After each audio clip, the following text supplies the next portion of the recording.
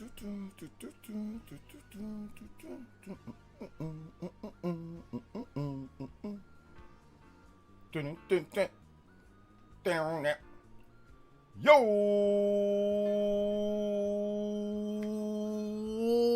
what's good, everyone? LJ here. Welcome back to the Friday JOJO stream. Man, I'm super excited to be here to talk about good old video games. What is good? Hey, shout outs to Lingering Will, gracing us with your presence. I know you're all the way super East Coast, boys. So thanks for staying up late with us tonight, man. I appreciate that. Tried to get the stream started as early as I could. I'm over here in behind time, California. We're 3 hours even behind people on the East Coast here. So I'm sorry, I'm so far behind. But we are back at it again. We are ready for a great show. We got a lot of cool people here. I want to give some shout outs and some love to everybody here in the chat. We're going to... Hold up, give me 1 second. Give me 1 second, guys. Wife's calling. Give me 1 second.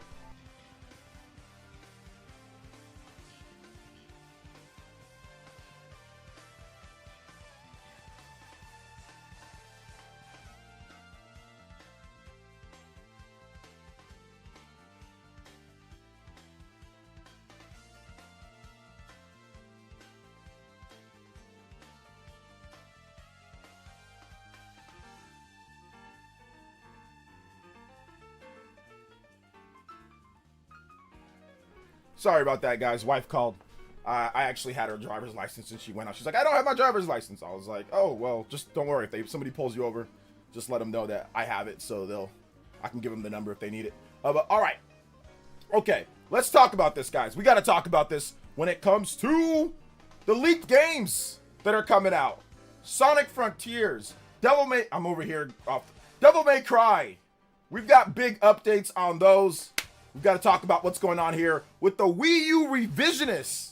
More Wii U revisionism. Every single year that ticks by, a new Wii U revision theory comes into play. We're going to talk about it. And we got the Takahashi Mochi Fraudzy. Takahashi Mochi Fraudzy? Fraud Mochizuki?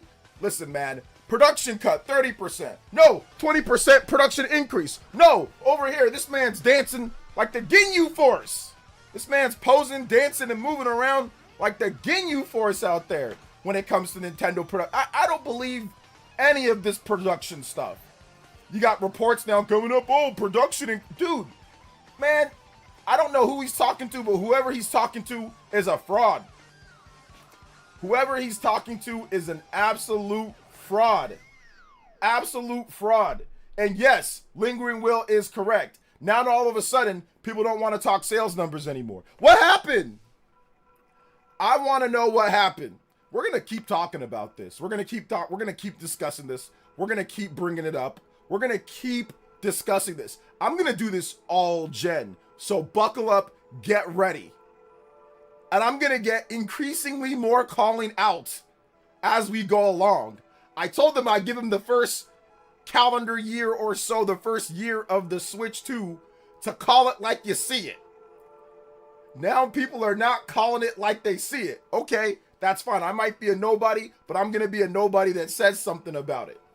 One thing that kind of stuck in my head the other day, somebody said, I think it was Ninja Police, who's been here for a while, but he was like, why are you always talking about this, the sales and all that? And I basically said, oh, because I'm petty.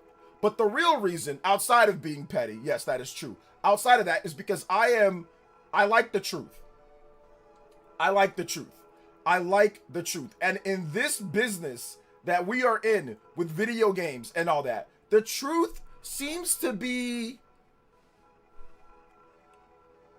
flexible depending on where and how and why behind the outlet. The truth seems to be very flexible on a lot of you guys' favorite content creators that create and talk about video games. It can bend to their will or not. So that's the reason why I do this. And that's the reason why I don't back down from anybody when it comes down to it. I don't care if you got 1 million subscribers, millions of subscribers. I don't care if you got a little bit or nothing. I am not going to allow the truth to be manipulated and toyed with. And why is that? Because I can. This is my job, so I'll do what I feel like. I created my own job description, and that is content creator, and that's part of my content. It's to make sure that people understand what's actually factual and what's not. And of course, everyone's entitled to have their opinion on said thing. But what I'm not going to do is I'm not going to sit there and say people come here and lie and get lies from other places and then come here. No, we're not going to do all that. So, let's see here. Shout outs to Michelle with the 39 months. Thank you so much, Michelle. I appreciate the 39 months of membership. Hey, yo, I appreciate that. All right, let's get into more shout outs here. Dan Dips. What's up, Dan Dips? Welcome. Dior is here. What's up, Dior? Welcome. Egomaniac. Lingering Will, what's good, what's good, what's good? I know you DM'd me the other day, man, saying about early streams. I'm sorry, man. Just been real busy when it comes to mornings, taking care of my boy. So just real, what's it called? Real busy. I'll do my best, though. I'm trying. I'll do my best. Yo, Chris Coy. Chris is the chat. Is Xenoblade Chronicles 2 coming to Switch 2 edition? It's possible. Nate the Hate talked about how he anticipates Nintendo might be doing something like that. They're gonna have a Switch 2 version of Xenoblade Chronicles 2. Following in the footsteps of Xenoblade Chronicles X, there should be a Switch 2 version, but we'll see. We have to wait and see if that actually happens, but I think it will. I think today's supposed to be Sony for being afraid to not say they increase prices of all PSN tiers. Yeah, I did see something like that on Twitter. I'll have to get some more information about that. What's up, Casual Noob? What's up, Yoshi? What is good, guys? Man, this Memorial Day weekend's kicking my butt at work. Oh, man, Justin, I know you're reloading all those, restocking all those drinks and everything, man. Appreciate you, fam. We appreciate what you do over here. OJ, have you played Yoshi the Mysterious Book? I'm really enjoying it. I have played it. I played the demo, though. I haven't played the full game. I'll pick up the full game at some point. So I'll pick up... Like I said, we're not mentioning Hawk Tua. We don't mention Hawk Tua Dean over here. We don't mention, like I said, there's no point in mentioning names at this point. There's no point in mentioning names, especially he's just a troll. So there's no point in mentioning him here at this point. There is no point. There is no point. But yes, I mean, we already knew he lost from the day one. He lost. So there ain't nothing really to mention with that weirdo. I know Nintendo Direct will wake you up early. Oh my gosh, the Nintendo Direct will definitely wake me up early. That'll wake me up early, man. Well, I'll tell my wife, I'm like, hey, look, I gotta cover this, because usually she has to get her morning, and I'll take care of my boy in the morning. And you know, she'll go do shopping, or she'll do whatever she needs to do. Like that's where it's not morning, but she left in the morning, so she usually goes out in the morning, and then I'm here with the boy. But she took the boy this time, because I have to go to work tonight, and I have to do other stuff tonight. So a little bit of a different day on certain Fridays and Mondays. Says my man OJ has integrity. Yes. Integrity. I've been called a lot of things for the most part, but on Twitter, one thing I'm not called is a liar. And I'm like, hey, look, anybody can come here and tell me how I lie. Let me know. Let me know. A DMC remake could be cool if it's true to the original. Still a small scale of the original. A lot of Resident Evil DNA with exploration. Yeah, I could see a DMC. Wasn't there a rumor about a DMC remake or no? I'm not 100% sure about that. But what I'm talking about here with DMC is DMC 5 should be coming over to the Switch 2. There was a retail listing, like a Switzerland retailer, that put it up for August 28th. I don't think that's going to be the day, but they put it up for August. So I do think Devil May Cry 5 is coming, and we also got the ratings for the game as well, the Devil Hunter edition. So will there be a spawn wave tonight, or will you be there? Today's Friday, at least here in the US. Today's Friday, not Saturday. So on Saturday there'll be a spawn cast, and I should be there. Yes. Hey, Child's watching Combo Breaker right now. Basically mini Evo. Oh yeah, I know about Combo Breaker. I used to watch back when they had Super Smash Brothers. I would watch Combo Breaker, and I'd even watch the other, like the last days of the other of the events and stuff. So yeah, I might check out the Championship Sunday. Right? Is it on Sunday or is it on Saturday this year?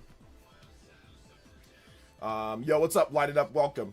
It's nice to see surprise 81 Metacritic, very solid for a niche title. Well, Yoshi's not really niche. Yoshi's a multi-million selling franchise, so I wouldn't really call Yoshi niche. I mean, he's also part of a massive franchise when it comes to Mario, so I wouldn't really call Yoshi niche. And in terms of the 81 Metacritic, it's pretty much in line with most of the Yoshi games that we got, like on the Wii U and on the Switch, like the Crafted World, Woolly World. It's in line with those. Those ones had high 70s. This one has a couple points higher. So it's right in line with what you'd expect with Yoshi. And it's definitely not niche. It's a multi-million selling franchise in its own right, outside of 3D Mario and all that. Obviously not as big as the Mario games, but all the Yoshi games usually sell pretty well, for the most part. So not really niche, but I feel you. Let's see here. Switch Lite better than Trash Deck. Switch Lite better than the Trash Deck. I don't know, man. Steam Deck can do a lot, dude. Is Yoshi worth it at full price, or should I wait for a sale? It depends on how much you like Yoshi gameplay. Go check it out. Like if you have like a demo unit, go check it out yourself, or go watch some videos and see the gameplay. If you're really into exploration and unique ways of exploring levels, then it might be worth it for you. But if you're not, then no, it's not. You can just wait for a discount or a sale or something. Let's see here. Dan Dips. What's up, Dan Dips? Burger. Yo, what's good? I only played the first levels of Yoshi the Mysterious Book so far. Cozy AF. The game is adorable, and the art style's adorable. I love it. Yeah, like, it's got a lot of cool, obviously, like, the graphics in the game are nice. It's a very cool art style. Like, the exploration in the game is really fun. Yeah, it's like a solid, 8 out of 10 type game. That's what I can gather from looking at reviews and looking at gameplay and looking at everything that I've seen so far with the game. Solid, like, nice little 8 out of 10, 7 to 8 out of 10 type of game. Hey, what's up, Patty? Evening from Ireland. Let's go. I wasn't hating. I thought it would be mid-70s, so I'm happy it's doing well. Oh, no, I know you weren't hating. I'm just correcting you on what you said. You said that it's a surprise 81. Well, it's not a surprise because the other Yoshi games are right in line with that game. So usually what you look at when you want to know if it's a surprise or not is that you look at the franchise. How well is the franchise done? And then if it's a lot off from what the franchise games do, then you can say, oh, wow, that's a surprise. But if it's right in line with all the other Yoshi games, then it really can't be a surprise. You set yourself up on something that you didn't even research yourself. You didn't look at the other Yoshi games. So the fact that you were saying, oh, it's going to be like a low 70s or something like that, that was just based off of your own personal whatever. But if you look at the actual franchise games of how Yoshi is, now obviously this is a different game, but it's Yoshi. Yoshi games score right around low 80s, high 70s. So it's right in line with what you'd expect for Yoshi. So your own expectations, I don't know, you just made up your own expectations. When it comes to, and I just corrected you on the whole thing about niche title. It's not niche, it's a multi-million selling title. So that's not really niche. Yoshi is a popular character. So I just have to correct you on a few different things, that's all. Most of the B-tier Nintendo games get 8s. Heck, even the top-tier Nintendo games get 8s. It's not even just B. Some of the top-tier Nintendo games get 8s as well. Really, Nintendo only has a few franchises that you can probably bank on it getting a 9 or above when it comes down to it. Really just Zelda, like 3D Mario and Smash Brothers, Zelda, Mario, and that's about it. 3D Mario, Smash Brothers, Zelda. That's about the only ones that you can bank on it being a 9 or higher. Everything else is going to be probably like an 8 or a 7 or something lower than that. But yeah, no hate though, Joseph. No hate, man. Just making sure that we're all on track.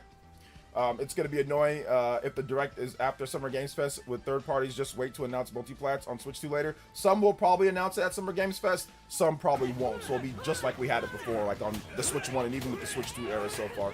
It'll be very similar.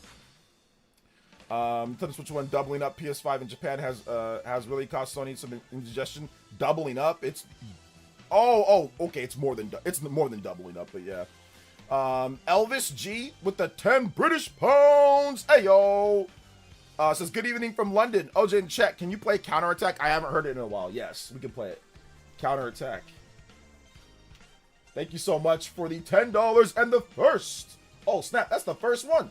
First dono of the stream. Hey yo, thank you for the big 10 on JoJo Friday. The 10-pound JoJo on JoJo Friday. Hey, I like that. Let's go. 24. Thank you so much, Elvis. 2410. Elvis 2410 with that big 10. Good news. I told you the past I'm giving up on dating. I got a date on Sunday. She rules. Nice. Good stuff, man. That's why I say never give up, guys. Never give up. You never know who you're gonna meet. You never know what's gonna happen. Where'd you meet her at? If you don't mind me asking, where'd you guys meet? That's good stuff. There you go, Jeffrey. There you go, man. Date on Sunday, huh? Nice, nice, nice. We like that over here. We like that over here. Good stuff, brother. See, look, there's room for Party Man too. There's room. There's hope for Party Man. There's hope. All right, shout outs. JoJo's in the chat too. Let's go. First one. Let's get that JoJo Friday going. Switchforce actually did a good and was wrong video on the new Yoshi. Too many sites are comparing the game to something it's not. Okay, cool. Patty with the €2 this evening from Ireland, 9:45 here. Hey, shout outs to Ireland like always, man. Y'all the goats over there, brother. Yo, thank you for the €2. I appreciate that, fam. Metroid used to get 9 or higher franchise. Yeah, I mean, I think Metroid, it's really hard because Metroid Dread didn't get a 9 out of 10 like average on Metacritic. So, I mean, that game's pretty much perfection. So I don't even know what Metroid, you know, 2D Metroid can do. Metroid Prime, obviously that's usually used to get, like the mainline ones are used to getting 9s, but I think now at this point with the type of game Metroid Prime is, I'm not sure if 9s is possible moving forward, unless it's just like Metroid Prime 1 over and over and over and over again. So I think that's going to be a problem. So like I said, really, the only consistent is like 3D Mario and like Zelda, 3D Zelda, 3D Mario, and like Smash Brothers. Those are all the games that are usually 9s, like that you can look back at all the main games and say it's a 9. Everything else is going to be an 8 or 7. Let's see here. Apparently Square Enix removed the demos from Kingdom Hearts Cloud version on Switch native ports incoming. I'd pretty much say yes. I do think native ports are incoming for that one because it was stupid that they were not native in the first place. So I think that's coming too, Lingering Will. Have you ever visited London before? I've never visited London. I think I've flown over London, but I don't think I've visited London, no. Switchforce, I already read that. Shout outs though, Casual Noob. Let's see here. June is going to be a hype. I'm wondering what third parties will get announced because most at the moment there isn't much big third party triple A coming. Well, right now we just have retail listings. So if you've been watching my videos, Devil May Cry, obviously Sonic is coming. There's like a number of different games. Resident Evil 2, 3, and 4 are coming for Switch 2. And there's a bunch of other stuff that's going to get announced, according to Nate the Hate at least. So there's a number of other things. Also, Doc Trey 81, watch his videos on YouTube. He has a bunch of, you know, listings that he has a bunch of like LinkedIn finds when it comes to people making games. There's probably going to be Call of Duty coming. So there's definitely going to be more games filling out. I think a lot of developers are also seeing and trying to make sure that they're not positioned too close to Grand Theft Auto. So I think they're looking at that too. Let's see here. Let's see here. I met her on Hinge. Apparently that's one of the more serious apps. Oh yeah, I've heard about Hinge. I've heard about people talk about it. But that's good. That's good. I'm glad that you met somebody that seems nice already. You guys have already been like talking and all that. So have you guys, this is the first time you guys are meeting in person, or have you already met her before in person? Just cell phone stuff. Let's see here. Do you think Nintendo will make a solo game for Rosalina Space Adventure? Potentially, but probably not. Let's see here. Party Man says a slimmer of hope. People can't complain about the Switch 2 variety. I think every release has been so far for different type of genre. Well, I mean, yeah, variety is the name of the game, which Nintendo usually does good at that. Your Astral Chain video got me hyped. The possibility of Astral Chain 2. Thank you, Meatloaf. Let's see. I really want Nintendo their rhythm game for music. Yeah, that's probably not happening. Let's see here. Hey, what's up, Max Only? Welcome. Maybe minus Pocopia and Tomodachi Life. Minus Pocopia. I mean, there's nothing wrong with having a game in like the same genre. Like Nintendo, nothing wrong with having like, oh, you have 2 different types of shooting games, or you have 2 different types of racing games. I mean, there's Mario Kart World, there's Kirby Air Riders. Tomodachi Life and Pokemon Pocopia are cozy games, but they're not necessarily the same. Somebody that likes Pocopia might not like Tomodachi Life and vice versa. So there's nothing wrong with having that. Like Sony's had multiple different types of third-person shooters, or Microsoft has had multiple first-person shooters. It's okay. But in terms of game variety goes, there's a lot of different game variety. And there's people that might not like Kirby Air Riders, but they like Mario Kart World, or they like Mario Kart World, but not Kirby Air Riders. Plus, there's a lot of different stuff. So it really just depends on the type of racing game, or the type of cozy game, or the type of shooting game. So there's going to be variants of, you know, most companies make variants of the same genre here and there. But there's still, like you said, a lot of variety. Let's see here. Yo, OJ, today was the first time I was making a video from you. Thanks, bro. I was the one who shared the DMC5 pre-order listing on Switch 2 Reddit. Oh, okay, nice. That was you. Okay, thank you. Is it Fendera? Thank you, Fendera. I appreciate that. Thank you. Yeah, that was pretty cool. Good find on your end, man. Shout outs. Let's see. The Switch One would have struggled greatly with Kingdom Hearts 3 and 0.2 Fragment Passage, though. Would it? I still think it should have been native, though. I mean, we got The Witcher 3 on the Switch One, and we also got other stuff on there. So we got Dragon Quest. So sure, maybe it would have, or maybe it not. Maybe it would have surprised if they actually tried it. Who knows? Let's see here.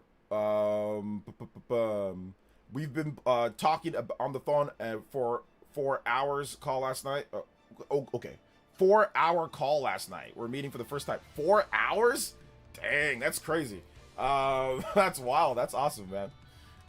That is so good. I think people want Metroid to be more like Doom in terms of combat using executions on staggered enemies. People definitely do not want that. No, they don't. Leafstorm says, yeah, I know about those, but sort of mean the new AAA third-party games in general. Every platform get like Code Veronica remake or FF17, etc. Oh, okay. Yeah, I got you. Okay, those type of AAA games. Yeah, those are all coming. At least pretty sure they're coming. Let's see here. We are talking Wii U Revisionists, probably one of my favorite generations. That's because, I was at a life because of where I was at in life while it was out. Okay, where were you? Were you like a kid? Let's see here. Hey, what's up, Fred Maverick? What's up, man? Wii U Revisionists are the same people who said Nintendo should go third party in the Wii U era. Yeah, now the Wii U Revisionists are taking a Yoshi commercial and saying, oh, Nintendo doesn't realize that this is the reason why the Wii U failed, because they had a commercial that was geared towards kids. This is the reason why, even though literally the commercial was on Nintendo's Play Nintendo channel, which is a YouTube channel built for kids, like literally marketed towards kids. So that's the Wii U Revisionist. So I had to let him know, like, no, that's not the reason why Wii U failed. The Wii U failed because, one, the game lineup was not good enough, fast enough.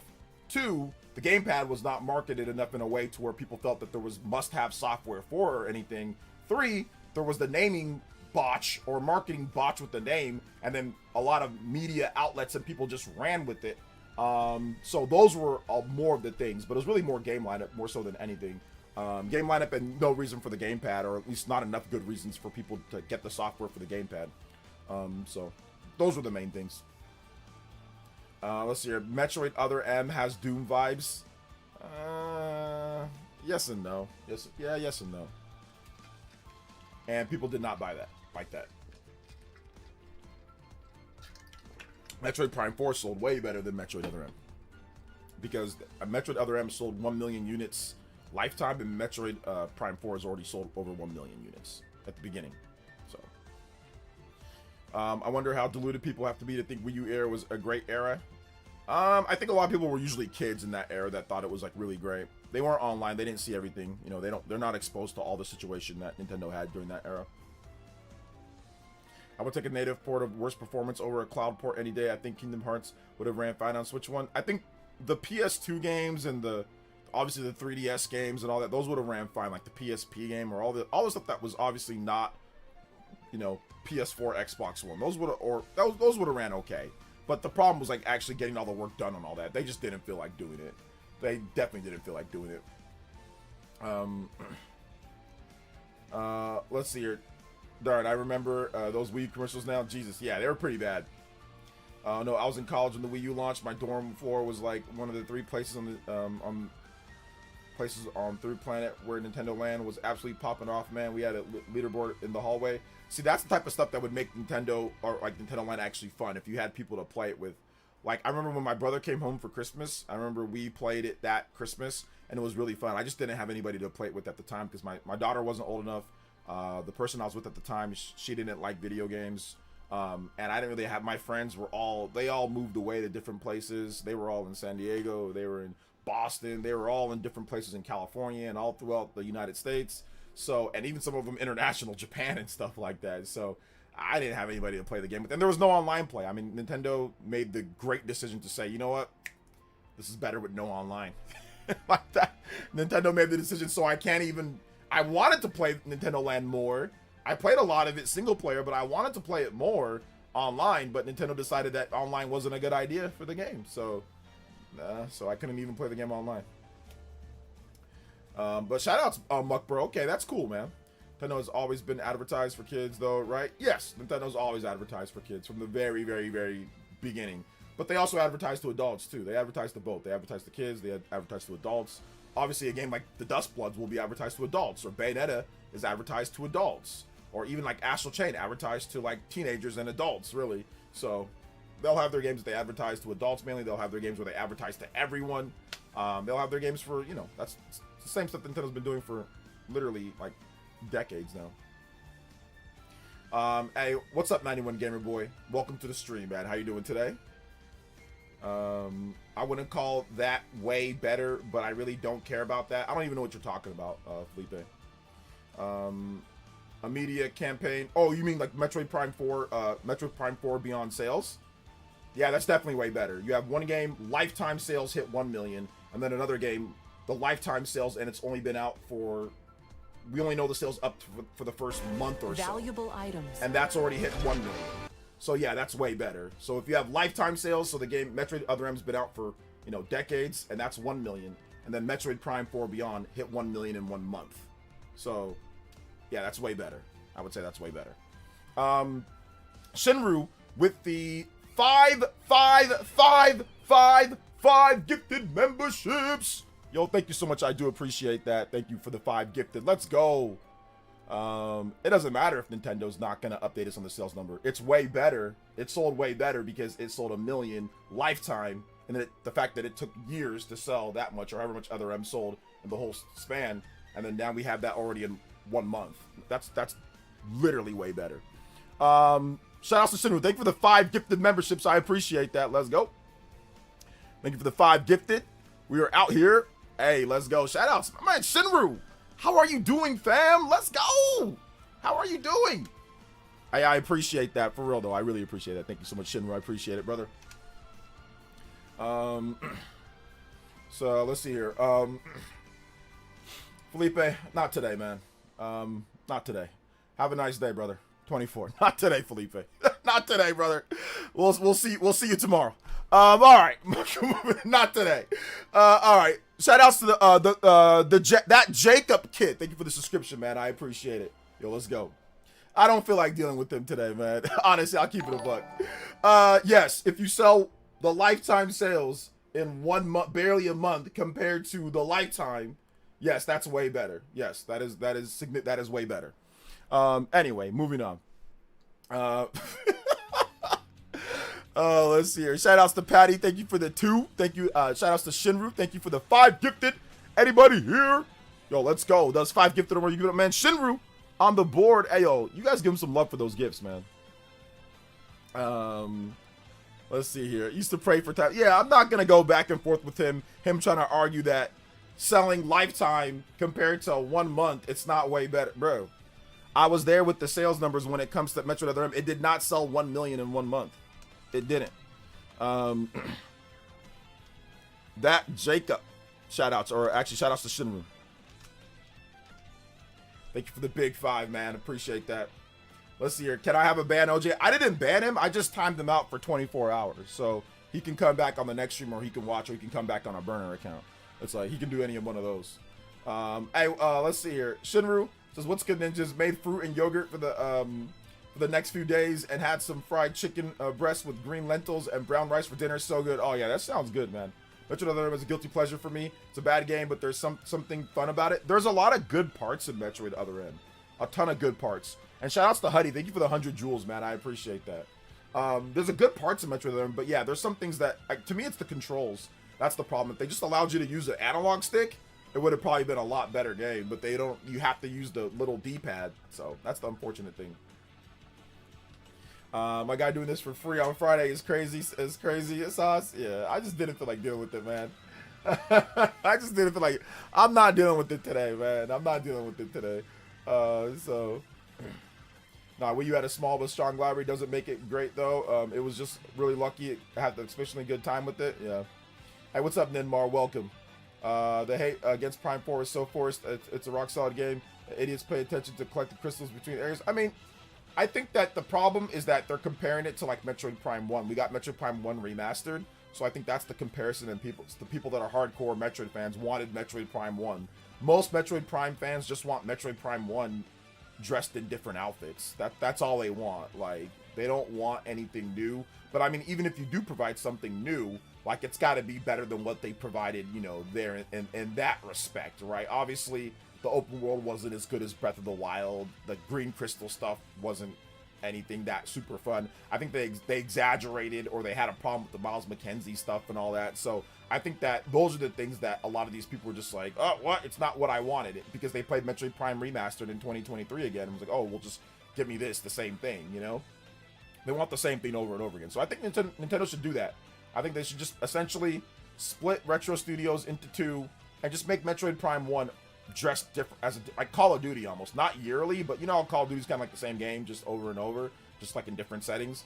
That's what they should do with Metroid Prime. Just make it, downsize the budget, focus on the game, make it like a, you know, the same type of experience as Metroid Prime. Just like a GameCube game, but just better graphics. And just make Metroid Prime over till these people, till the end of time. I think that's what they should do. Just make Metroid Prime over and over and over and over. Metroid Prime 1 over and over and over and over and over again. Smaller budget, scale things down, and just make it over and over again. And I think those people would be fine. Puchada with the tier 1 6 months in advance. Thank you so much, dude. Tier 1 6 months in advance? Oh my goodness. 2 month streak, 24 months total. Thank you so much, Puchada. I appreciate that, brother. Thank you for the support. Let's get you up on the board here as well. Having a good Friday so far. Picked up Mio from Best Buy today. Price was reasonable. Yeah, I think it's like 25 bucks or something. Have you tried Tales of Arise on Switch 2 yet? Nah. It's not. I mean, it's an okay port, but it's not that great. Just beat FF7 Rebirth demo today after 15 hours, 100%. The entire Grassland region's now playing Elliot demo. Gonna do both next month. Nice, nice. You got your hands full, dude. What's up, Epic Lobster? Good. Do you think Metroid Prime 2 and 3 will ever come to Switch 1 and 2? Yes, we've already talked about this a million times. Yes, at some point, Ninmar. I got bored in Prime 4, but then again, Prime 1 is also the one I've ever beaten. I think the series just isn't for me, maybe the series just isn't for you. I love Prime 4. I thought it was super fun. I just don't want to open barren desert, my only complaint. Fair. Once again, fair as well. I don't know, I just thought it was fun to kind of just like decompress, going from different area to different area. Metroid Prime usually just like walking very slowly through corridors and areas, right? So I thought it was just kind of, I mean, instead of walking very slowly to get to wherever you need to get to, and then going through elevators, that's how Metroid Prime 1 usually is, how to get to wherever you need to get to. It's kind of cool just to ride on a bike instead. That's kind of how I saw it, because Metroid Prime 1 just has you walking slowly back and forth through areas with doors that take forever to open. Metroid Prime Remastered, they fixed that though, but Metroid Prime 1, that's what you would do. You would just be traveling back and forth through areas very slowly, you know, backtracking to get different things. So I just felt it was kind of cool to just take a bike instead. But I get it though. I feel you on that one, because like the environment's more interesting when it comes to looking at Metroid Prime 1 compared to just an open bland desert, you know.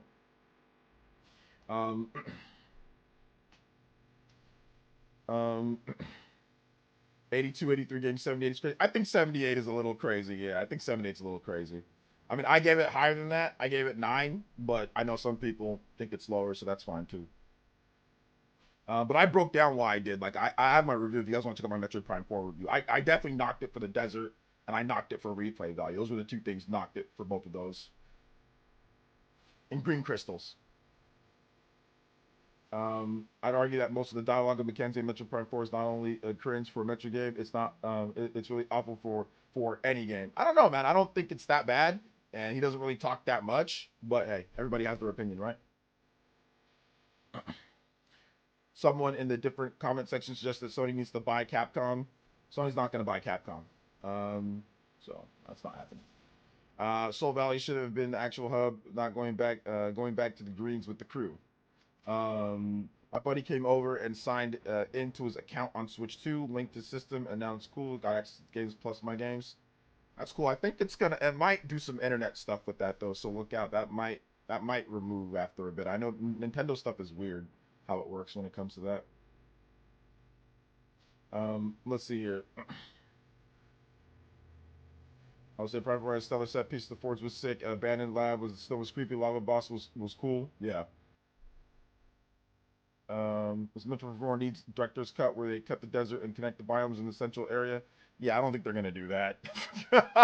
Yeah, they can't. You'd have to completely uproot the source code, and you have to completely uproot the source code and the way that the game even works in the first place. So that's not gonna happen. They're better off just moving on to Metroid Prime 5 if you want. Just Just make Metroid Prime 5 and just do that. Just make it, well, like I said, just make Metroid, that's basically Metroid Prime 1 over and over and over. So just make Metroid Prime 1 over and over and over again. That's really the only scenario that works for Metroid Prime fans, is just make Metroid Prime 1. So, um, so yeah, I was ready to hate Mackenzie way more than I did. Actually convinced me I was consuming too much in games media, to be honest. Um, let's see here. My buddy came. Okay, I already read that. Yeah, I don't think, like I said, if you remove that completely, like that would be heavy uplifting of like source code. That'd be heavy uplifting of uprooting of like how the game even works fundamentally, going from place to place, like structurally. Like it doesn't. Like I said, that amount of work is just better off just make Metroid Prime 5. Just whatever you want to do and what you feel should have been in Metroid Prime 4. Just make that into Metroid Prime 5. Just do that time, and then you can just probably save yourself a lot of time from trying to repackage the same game. So then what happens to the old game that's on the market, you know? So it's just, I don't know. It just makes more sense to make a new game.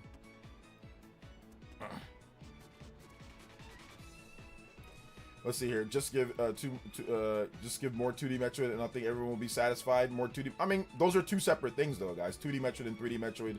Those are two separate. They're made by different developers. So I mean, it's not like one's gonna stop because of the other, or vice versa. They're probably both gonna continue.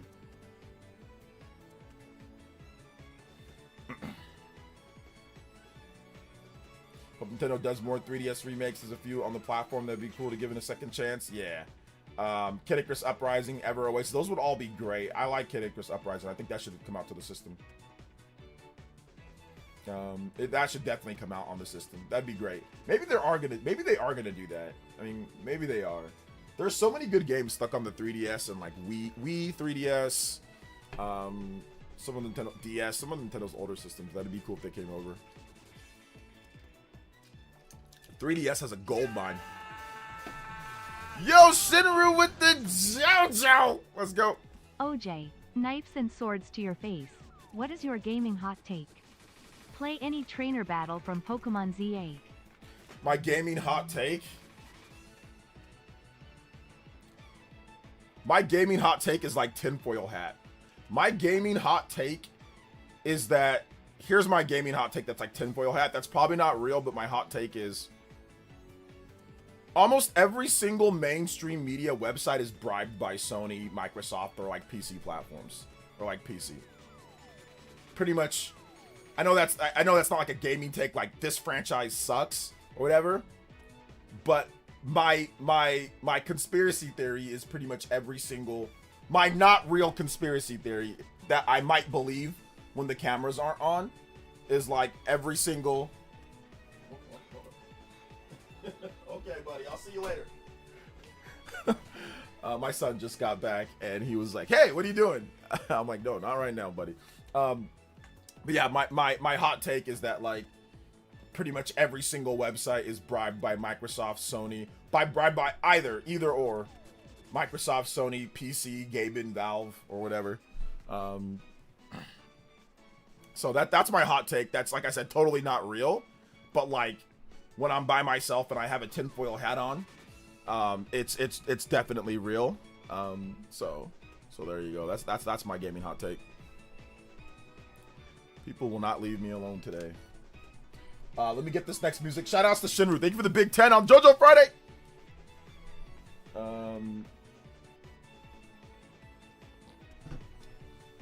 Let's go. Let's get this next music here. 39 on the board. We are out here. Also, combo breaks. JoJo Friday ready? Let's go. Let's get it going. All right. Let's see here. Trainer battle. Pokemon ZA theme. All right. Big love. Shinru, you are now the Hokage and Stream Ninja. Actually tied up with Elvis. Thank you guys so much, man. I appreciate that. Shinru with the 10. Anybody that's 10 or more, you can beat out Shinru and Elvis.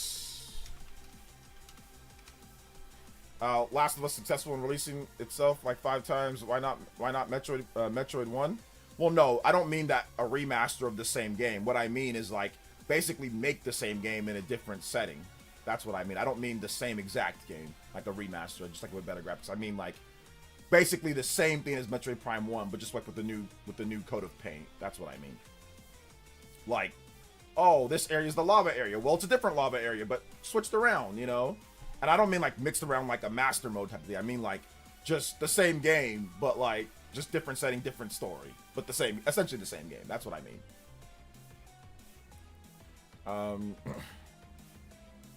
This is, but Nintendo was innocent when it comes to websites. Yes. That's why I said it's a conspiracy theory. Yes. Because I have very deep sources within a lot of companies and a lot of things. And I would say, yeah.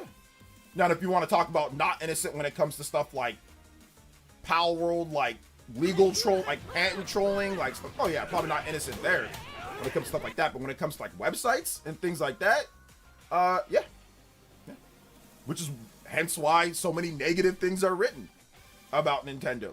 And then when things are not going so well when it comes to it, like Sony when it comes to sales, notice how websites decided to just take the day off. Every single website and their mom report on a 30% production cut and switched to sales over the holiday. And then they just eased up after the sales were revealed here. And they universally all stopped reporting Japanese sales. When Sony was doing a little bit better on the PS5 in Japan, they reported on it. They reported on it for months. They were reporting on the Japanese sales from PS5. When they started getting absolutely blown out the water, when it was shown that that was going to be the thing, they stopped reporting on it. A lot of the websites stopped reporting on it. So this is stuff that I've just noticed. So that's why I say it's a tinfoil hat theory. I can't prove it. And obviously, it's just me talking. I'm not saying that it is 100%. But if you see why I make little snide remarks to like IGN, or I make little snide remarks on like Kotaku or Polygon or certain websites and things like that, that's the reason why. Because I notice these little trends that they don't do that's intentional, and I know that it's intentional based on people that I've spoke to. But once again, it's not worth me trying to I mean, there's no way to prove it, and it doesn't really matter. But when it comes to what I'm talking about here, absolutely, yes. Patty with the €5 and says, playing a demo of Adventures of Elliot. Dear God, it's good. Put it on pre-order. Yes, it's very good. It's very, very, very, very, very good. Thank you for another 5, man. I appreciate that. Thank you so much for the 5. I appreciate that, fam. Let's go. 44 on the board. We are out here already, man. Let's go. We are out here.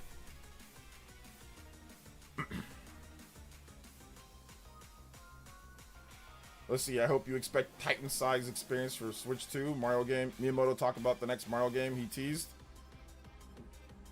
Well, we'll see.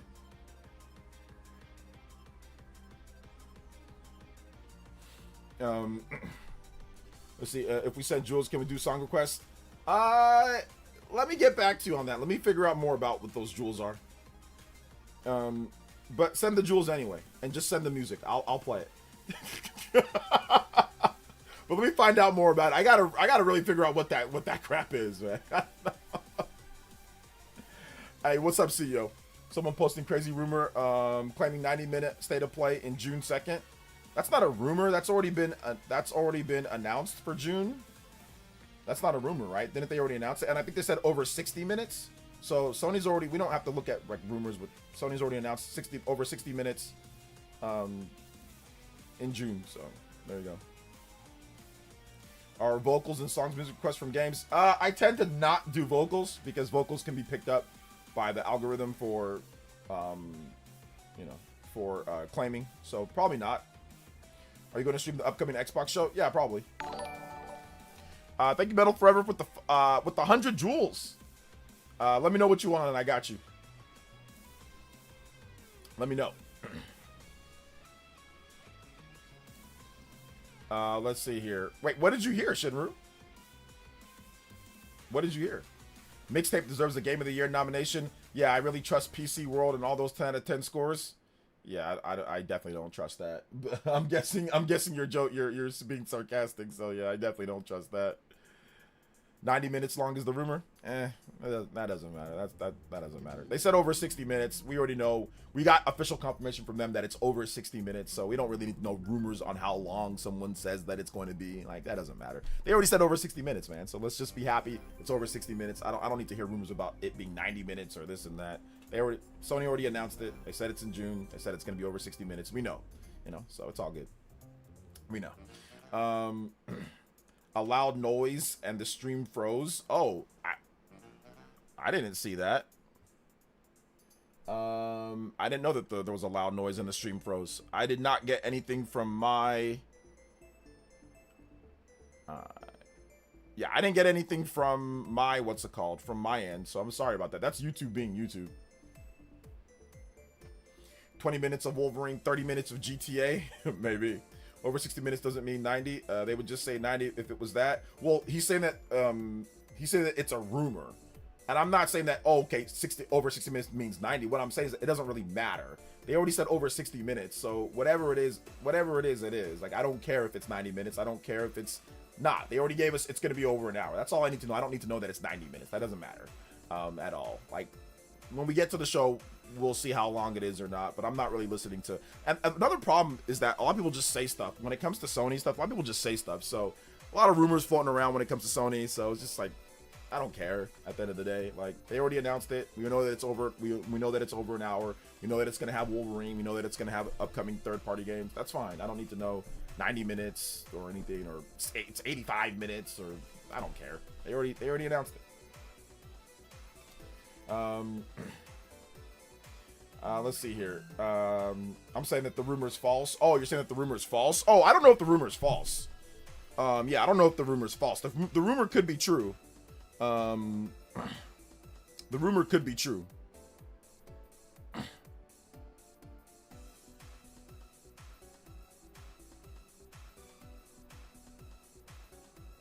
Give me 1 second, guys.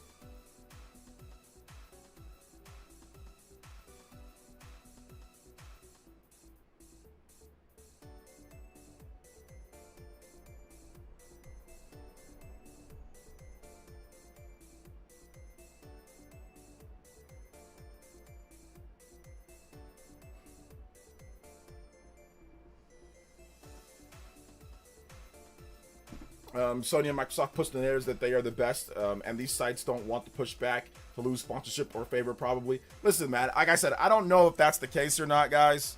So it's one of those things to where, I don't know, man, maybe. Like I said, it is a stupid theory of mine. It is a stupid theory of mine. It does not, like I said, it's not even a theory.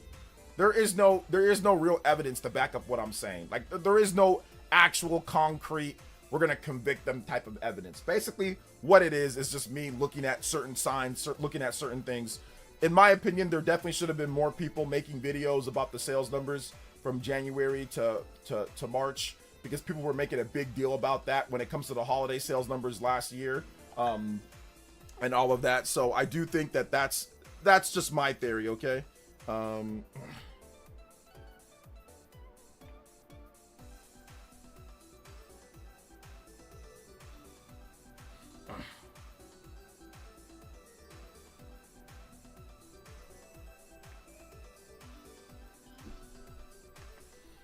Let's see. I mean, I think that's not a wild theory. I mean, if you said this theory to other people, they would say that it's a wild theory. Absolutely, they would say that it's a wild theory. But I look at all the clickbait too. There was so much clickbait. There was so much fake clickbait from people out there. Like, it's not even about being paid off. It's just about people acting schizo. Like, I think it's about people acting a game schizo when it comes to Nintendo. Like, I'll give you guys a perfect example of this. Or just like liars. I think the intense amount of I mean, everybody lies about stuff. But like, the intense amount of clickbait and lies is just astronomical when it comes down to it. So let me give you guys an example of this. You know, no shots to Jez, but obviously we're going to give shots to Jez here. But Jez, you know, from Windows Central, big Microsoft website, right after the Nintendo presentation, and I talked about this before, but this is what irks me a little bit. He writes a big article that got a lot of people talking about, oh, well, Nintendo's presentation reminds me why I take for granted or whatever, like, you know, Microsoft's Play Anywhere, Play Anything, whatever, you know. I'm happy that I'm not fooled by Nintendo nostalgia. I don't buy into the, it's like they announce a million games and that's what he takes. They announce a bunch of new games that aren't just, you know, they announce new games, they have third-party games, they have just a lot of stuff, right? Microsoft's reveal of the Xbox Series X, literally there was no real game announcements, there was no real release dates, there was no real anything when it comes to what they did. They just showed it off on the stage at the Game Awards. You know what I'm saying? At least even with Nintendo's first one, but the first Direct that they had, Nintendo actually had games and all sorts of stuff, like with release dates and everything. They had games. They had plenty of games, right? And he says that it's nostalgia. So if you were into that, or if you thought that it was good, you're just nostalgia. You're just a blind fan. You don't know what you like. Oh man, who's into that? And then, literally, as soon as there is a game that he is nostalgic for, which is Star Fox 64, he rushes and buys a Switch 2 and says, "Oh, my beloved Star Fox." Bro, my brother in Christ, you just wrote an article, a big article, slamming the thing and saying you're taking, we take for granted Microsoft and what they do. I'm not into Nintendo nostalgia. This was terrible. And then as soon as you see something that you're nostalgic for in your youth, you rush out and go buy one. You just told everybody last year that it's all nostalgia bait, that it's trash and garbage pretty much, and then you prop Microsoft up, the company that literally canceled a million games, has canceled all sorts of stuff, has had to buy up a bunch of companies, has mismanaged all those companies. And that's what you prop up for Play Anywhere, where you have to buy multiple devices to even take advantage of the Play Anywhere, and the Play Anywhere doesn't cross over to every single game. It's only certain games that have it. That is what I'm talking about. This, logically speaking, from a logical adult, because I know he's not an idiot. I know Jez is not an idiot, and I know a lot of these people are not idiots, but they will write things that are so hypocritical, and they will write things that make absolutely no sense. Zero. Not even in the context of what's going on. Make no sense. And they will all just flat out lie. He lied. It's either one of the two. It's either one of the two. It's either he lied because he said he's not into Nintendo nostalgia when he knows good and well that he likes Star Fox. But he just didn't see Star Fox when Nintendo revealed the presentation. But if they would have shown Star Fox, all of a sudden he's into Nintendo nostalgia?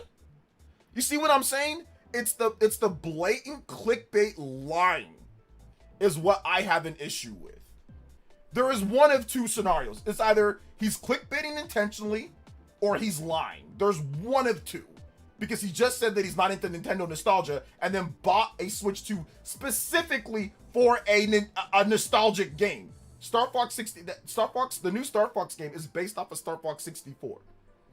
Because he loves Star Fox. That is a nostalgic reason. So that's the issue that I have. It's the blatant clickbait / lies that I see from big writers, from big websites. That's what I'm talking about.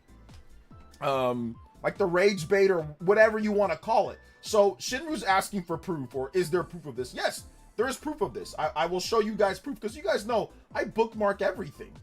So yes, I'll show you guys proof of this.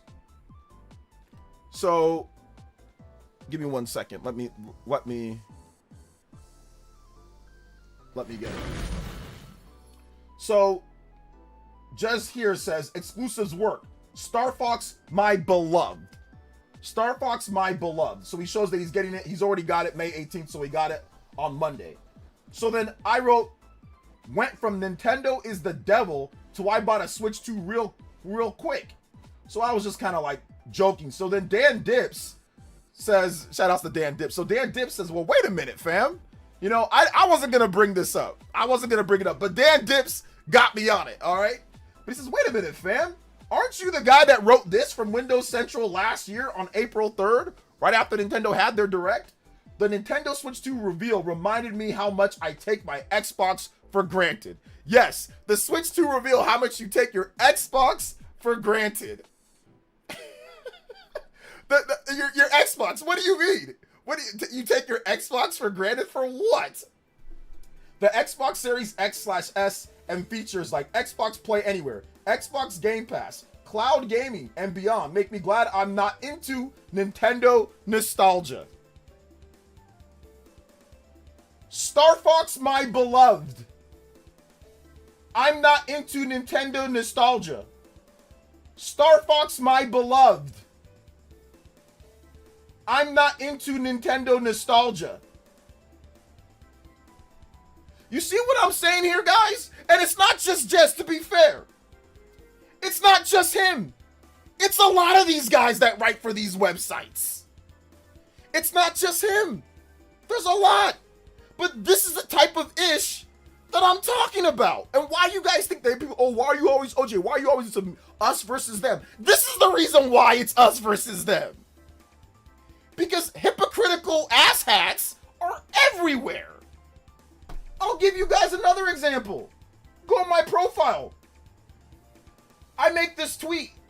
A lot of big console sales talk from PlayStation fans on Twitter, and the gaming media has slowed down dramatically. Did something happen? This dude, I talked about this the other day. Nobody was talking about console sales, you Nintendo fanboy. This is just a rando, not even a journalist, but just a rando. And I said, this you? And it's literally him talking about console sales for years now. Multiple posts about console sales. The hypocrisy of a lot of the people, gamers, and the media is absolutely insane. Some of it to me is paid off or clickbait, rage bait. The other part of it is just people that are freaking stupid. But if you want to know why I have my opinions or my feelings on certain things, is because it's not only just users, randos, but it's also website people that are doing hypocritical. They just know how to write. They're just not morons like this guy. You see what I'm saying? So whether it's a rando or it's a website, they just know how to write better. But they're just as stupid. And like I said, the thought process on some of these things. I'm not calling Jez stupid, because he's obviously not dumb. He's obviously a smart guy, and he knows how to write, and he's good at what he does. That's why he has his job. But at the same time, you can't sit here and tell me, where's the flaw in my logic when it comes down? And like I said, this is just one example. There's many other. Give me 1 second, guys. I'm going to close this. That's just one example. There's many other examples of this. The whole IGN article with the situation with the Switch 2 has to face something that the Switch 1 didn't, PC handhelds. Where's the update to that? Remember, in that article from IGN, a big website, they never once mentioned any price point. They were doing a comparison between Switch 2 pricing, the system itself and the games, and handheld PCs, and they never once mentioned the price of handheld PCs. Think about that for a second. You're writing an opinion piece and you're complaining about the price of the system being $450 and it's pricey, and you never once throughout the whole article, you brought up other PC handhelds, you brought up the Lenovo's and other things like that, but she never brought up the price in a comparison. Never did. How can you not tell me this is not paid article?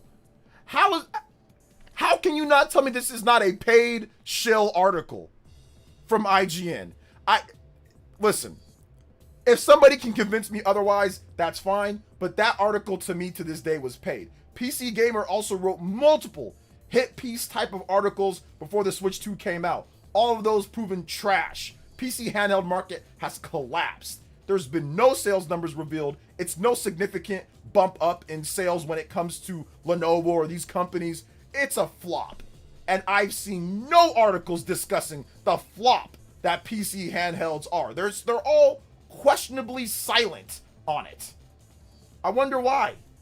No, yeah, listen, it's a tinfoil hat theory, but there's plenty of evidence and proof to back it up. There's plenty of circumstantial, small-scale evidence for me to give my opinion on how I feel about it. Now, if these websites and articles simply just fessed up or admitted, like if Jess says, you know what, my bad, you know what, I wrote that article, I was rage baiting, I need to put food on the table, I'd respect that. I'd be like, okay, cool, at least you said what it was, at least you said the truth. If IGN came out and said, yeah, we shilled. It was a bit of a shill article on that one. I'd respect it. Or if they wrote a follow-up saying, hey, you know what? Listen, PC handhelds have not taken off. Switch 2 is bopping them. We get it. We were wrong on that. But they have not done that. Their pride and their shilling will not allow them, and I've been on a rant for a long time down here. I'm sorry, guys. I'll answer, or I'll look at the chat, or I'll answer questions from the chat or take comments. But their shilling and their pride will not allow them to do that. When I'm wrong about something, I'll come out and state it. Tears of the Kingdom sales, Monster Hunter, Dragon Quest Monsters, whatever it was, Monster Hunter's Rise, I'll come out and say it in video form. I'll come out and say it. Wii U, I'll come out and say it. I'm not gonna hide or run from anything. But these people are so egotistical. A lot of these people, they do not want to admit it. They don't want to give up their shill opportunities for later. So that's the problem that I have. No backbone, exactly. Oh yeah, I keep receipts. I got more receipts. But yeah, I'm glad I'm not into Nintendo nostalgia. That is a lie. That is a lie. That is a flat out lie. Because you are. You just didn't see the game that you wanted to see. That's it. That's the only. If they showed Star Fox, this article would have been written slightly different. Oh well, he wouldn't have wrote the Nintendo nostalgia part because he's into Star Fox and that's nostalgia, especially a remake of Star Fox 64. It's not even like it's a brand new Star Fox game. It's Star Fox 64 remade. I mean, it's gonna feel kind of new when you play it, considering the graphics difference between Star Fox 64 and Star Fox on Switch 2. But it's legitimately nostalgia. And he instantly went out there and got it. So, no. These places still get heat for Philip Musin. You think they're going to admit to this and take the heat? Absolutely not. This is why you got this is why we watch OJ. Keep calling the frauds out. I'll keep doing it. I've been doing it for a while now. So I don't plan on stopping. Jez knows how to clickbait, sadly people fall for it, and that's fine. But and I don't have a problem with people, if people want to clickbait, people can clickbait. Everybody clickbaits. But all I'm trying to say is that I will call it the hypocritical clickbait. There is good clickbait and there's bad clickbait. Switch 2 leaks video games leaked. That's good clickbait. We're talking about the leaked games. That's fine clickbait. That's fine because you get what you're looking for. This is either, once again, rage bait, clickbait, or lying. I think it's more lying. I think he knew that he liked Star Fox. Obviously, he didn't start liking Star Fox just now. He's always liked Star Fox, but he still wrote that, oh, I'm not into Nintendo nostalgia. Yeah, you are. You just didn't get what game you wanted first. You're into it. You can be swayed. Clearly, you can be swayed. You have games that you like. They just didn't show what you wanted first. So, that's what I'm talking about here, guys. Why I have that extreme look when it comes to websites and stuff like that is because the stuff that I've seen with the Switch 2. The stuff that I've seen with the sales and people pumping out all this type of stuff, I've seen enough. No mas. Well, actually, they can do more. That's fine. I've seen enough to where I'm going to call it out. And once again, I invite any of these people to come on this channel. I've said it on Twitter.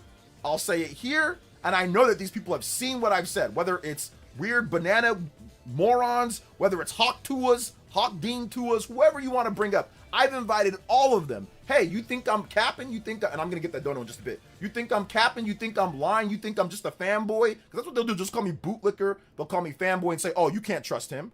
Come prove me wrong. You can't trust me? You think I'm lying? Come through. Let's talk about it. Expose me. You can take down my whole channel, right? None of them want to do it. None of them. They're all scared. All of them. Every single person. The people that I did debate, you guys saw what happened to them.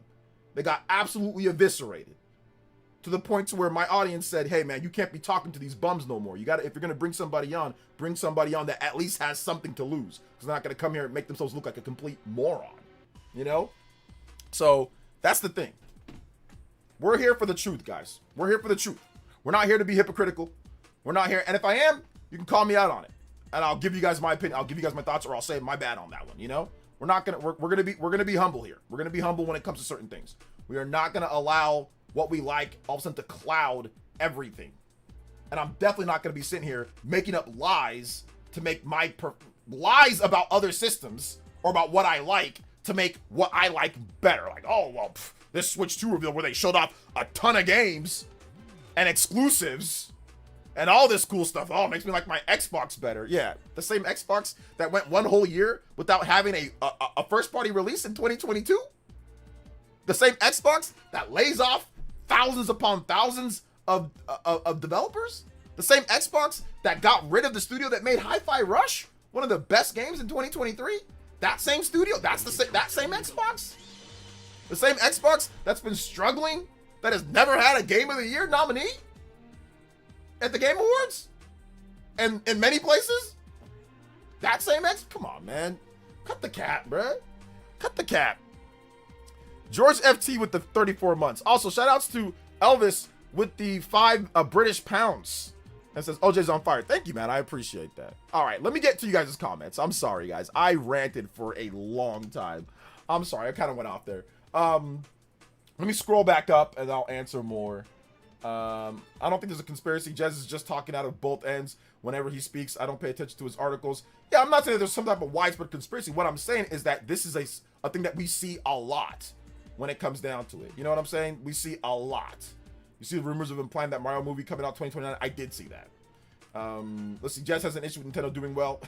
Well, he's helping out now. These type of Xbox fans are probably the most annoying with the flip-flopping. Dude, I don't think it's even flip-flopping. I think it's a straight-up lie. He's into Nintendo nostalgia if it's based on what he wants to see. So I think that's a lie and a rate. What I think is this, as somebody who used to be a writer myself, and I think I've probably done this when I used to write too as well. I mean, everybody's done it, rage bait, right? But if you call me out on it, that's fine. Call me out on it, you know? It's rage bait looking to take advantage of the clicks. It's rage bait combined with a lie. That's really what it is. It's rage bait and lying. He's into Nintendo nostalgia, but he can't sit there and say that in order to make his article. So lie. Just say, I'm not into Nintendo nostalgia. I didn't see anything that I like, so I'm not into it.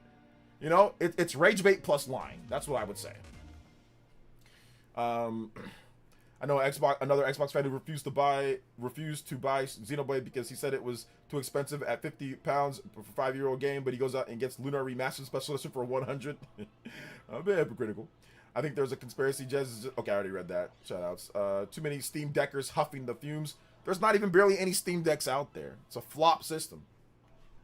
All right, now they're trying to big up the Steam Machine, and it's going to be competition for Xbox and Sony. Steam Machine, I mean, I need to see the price before anything. I need to see the price. Let's see it. So, as a Steam Deck player, I think PC handhelds is a nice game device to have, but yeah, I think people need to stop acting like they're a big market. Yeah, that's what I'm saying. It's a flopped market, though. Let's just keep it a buck. The prices, it is a flopped market, Bucci. Like, it's a flop market. The only reason why PC handhelds are even still talked about in a positive or good way is because it's PC. And people generally see PC as like the best place to play. A lot of people just see it as like the consumer friendly thing because you can steal games easier, because you can pirate and emulate, you know, whatever, all that good stuff. I mean, you can do legal emulation pretty easy, right? And you can also steal games very easily, and it's open, so you can do what you want. So people see that as, oh, that's for me, that's better, and that's fine. But it's a flopped market. Let's just keep it a buck. Once again, you still can't buy a Steam Deck right now. And not because they're selling so many to the point to where they don't have it in stock. It's because there's no market for it. Valve does not see it necessary to make more of them because the price that it takes to manufacture them and ship them will not beat out what they're going to make in volume or game or in revenue wise. There are not enough people to cover that cost. So Valve just says, screw it. We won't make them. We won't import them. We won't make them. That is not a successful system. I don't care what anybody, I don't care what any Xbox fan or what any PC person says. That is flawed, bad logic and business. There is no business that operates in that way. Oh, we're so successful that we don't want to make them at all right now. There is no consumer electronic grade business that is like that. Now, once again, back order, yes. You know, we're selling so many, yes. Okay, we're going to limit it to this many shipments so we spend this much, yes. But just outright, hey, we're not having them here. It's too expensive. We're good. No, that doesn't happen with 99.9% of consumer electronics. That does not happen. It's a flopped product. It's a flopped product. And nobody online, none of these websites want to say it because Steam is good. Valve is good. PC is good. That's the reason why they don't want to say it. You know?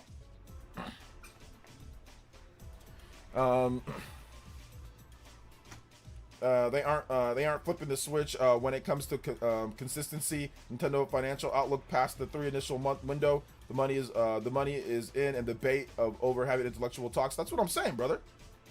You just mentioned Hi-Fi Rush. I saw Video Games Plus. You pre-ordered the game on PS5 for $43. Didn't see that until the other day. Yeah, that rant was bottled up. I think I have a new rant every single time, but yeah, that rant was definitely bottled up a bit. You know, Jez he kind of shaded me a while back. I guess I don't have any problem with him. I watched the Xbox 2 podcast, but he kind of shaded me. Was like, oh yeah, I'm not a YouTuber. You know, you make up things. And I'm like, oh, okay. All right. I'll hold on to that one. I took the high road there. I didn't really shoot back in any way. I was like, all right, I'll hold that one. And then I said, I'll be back. I said, all right. No problem. But yeah, he said, I'm not a YouTuber. I don't make up stuff. And like he was referencing like, you know, me and my content. I'm like, okay, cool. I said, oh no, I like your content, man. It's all good. I'm like, I kept it in the back of my mind. I'm like, and when the opportunity comes up, oh, I'll say something. So, I got the memory of an elephant. Grudges for life, bruh. Grudges for life. Writing about video games doesn't make you high real estate content. I'm telling you, some people think that if they write because of video games, all of a sudden they're like the greatest thing ever, brother. Devil's Advocate, the editor probably chooses the headlines and gets the most clicks. But the writer definitely portrays the vibe and the tone. So I don't care how it's done or I'm reading what I'm reading. You know. Would you say that the Xbox 360 best era to compare for Xbox One and Series? Yeah. The best era for Microsoft was the Xbox 360. By far. Microsoft also killed one of my favorite horror games because they kept the evil within IP when selling Tango and aren't doing anything with it. Yeah, they're not. The issue is PC handheld market is most people who took the time to build a PC aren't looking for play games on a handheld. Yep. Because they built power. They built like a, you know, for power. And most casual gamers don't care about, they don't want to deal with tinkering PCs. They just want to be able to play cool exclusives and just go to the store and buy the games or whatever, you know, or just go on the eShop. Simple, you know.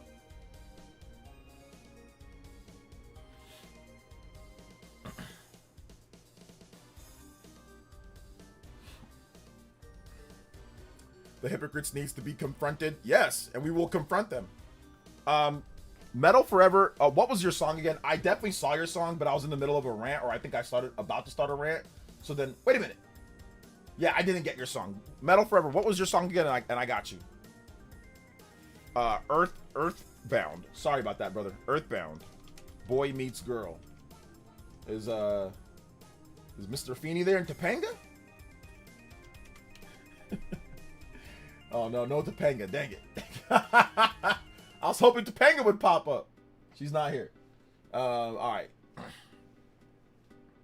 Shout out to Earthbound. Boy Meets Girl. I'm just having a little bit of fun. I do appreciate the rants, man. I do get real tired of the hypocrisy and the hate on Switch 2 and those other companies. I mean, it's dying down, though. Like, to be fair, like you guys always like to say, it's dying down a bit. People are realizing you cannot, you know, like, you need to understand what's happening here. The sales numbers are coming out. The Switch 2 has sold over 430,000 units in the last 3 weeks in Japan. Obviously, the price increase, that's what's spurring sales. But it's going to continue selling. They have the Choose Your Game bundle. When Microsoft and Sony raised prices, they didn't give you jack-ish. Nintendo's saying, hey, look, before the price increase, you have the Choose Your Game bundle. They're adding in a game. So it's like one of those things, to me at least, people are seeing that the prices are increasing significantly. People are seeing that Nintendo decreased the price of digital games. People are now coming around to what I've been saying for a while now. So once again, the ultimate black Gohan. I mean, like, I just got to point at myself and say, you know, like, I was right. You guys were wrong. But that's okay. Like I said, there's nothing wrong with saying that. If you feel that you're right and you can prove it by your actual videos and stuff, then say it, you know? But yeah, I agree. Like, we need to stay on it. You know what I'm saying? We need to stay on it. Keep people honest. You know, I've gotten direct information that some writers were tiptoeing around what they said on Twitter at one point because of me. And they found it really annoying. And they were calling me names because of that. And I'm like, oh, you mean I'm keeping you guys honest, right? Because I'm keeping you guys, so that I was privy to a little bit of knowledge on for a couple different websites. Well, actually, no, a website with somebody who actually writes for different websites. That they were a little worried about some things because people say, "Oh, you're bootlegging." I'm like, no, I'm just correcting people on what's right and what's wrong in terms of things. So no, and I can do that for Microsoft, Sony, anybody. So, so interesting, to say the least. Metroid Other M should have just stuck to the first person or third person instead of both. It really should have just had analog controls. If it simply just had where I can plug in a Wii remote and play it that way, it would have been a much, much, much better game. I was just surprised you didn't go over the Bloomberg article video today. Why should I go over the Bloomberg article? I don't want to reference this freaking guy, but I think the Bloomberg article came out while I was editing the video, so I didn't even, or no, it was before that. Oh, the reason why I didn't go over the Bloomberg stuff because I don't trust Takahashi Mochizuki. Dude, production increased, production cut. No, bro, I don't trust him. I don't trust him. How can you sit there and say just a little bit ago they cut production, then all of a sudden now they increase for what? Nintendo plans for what games they have, it's been the same. They have not all of a sudden oh well now we're gonna have way more games. No, nothing changed. Nothing changed.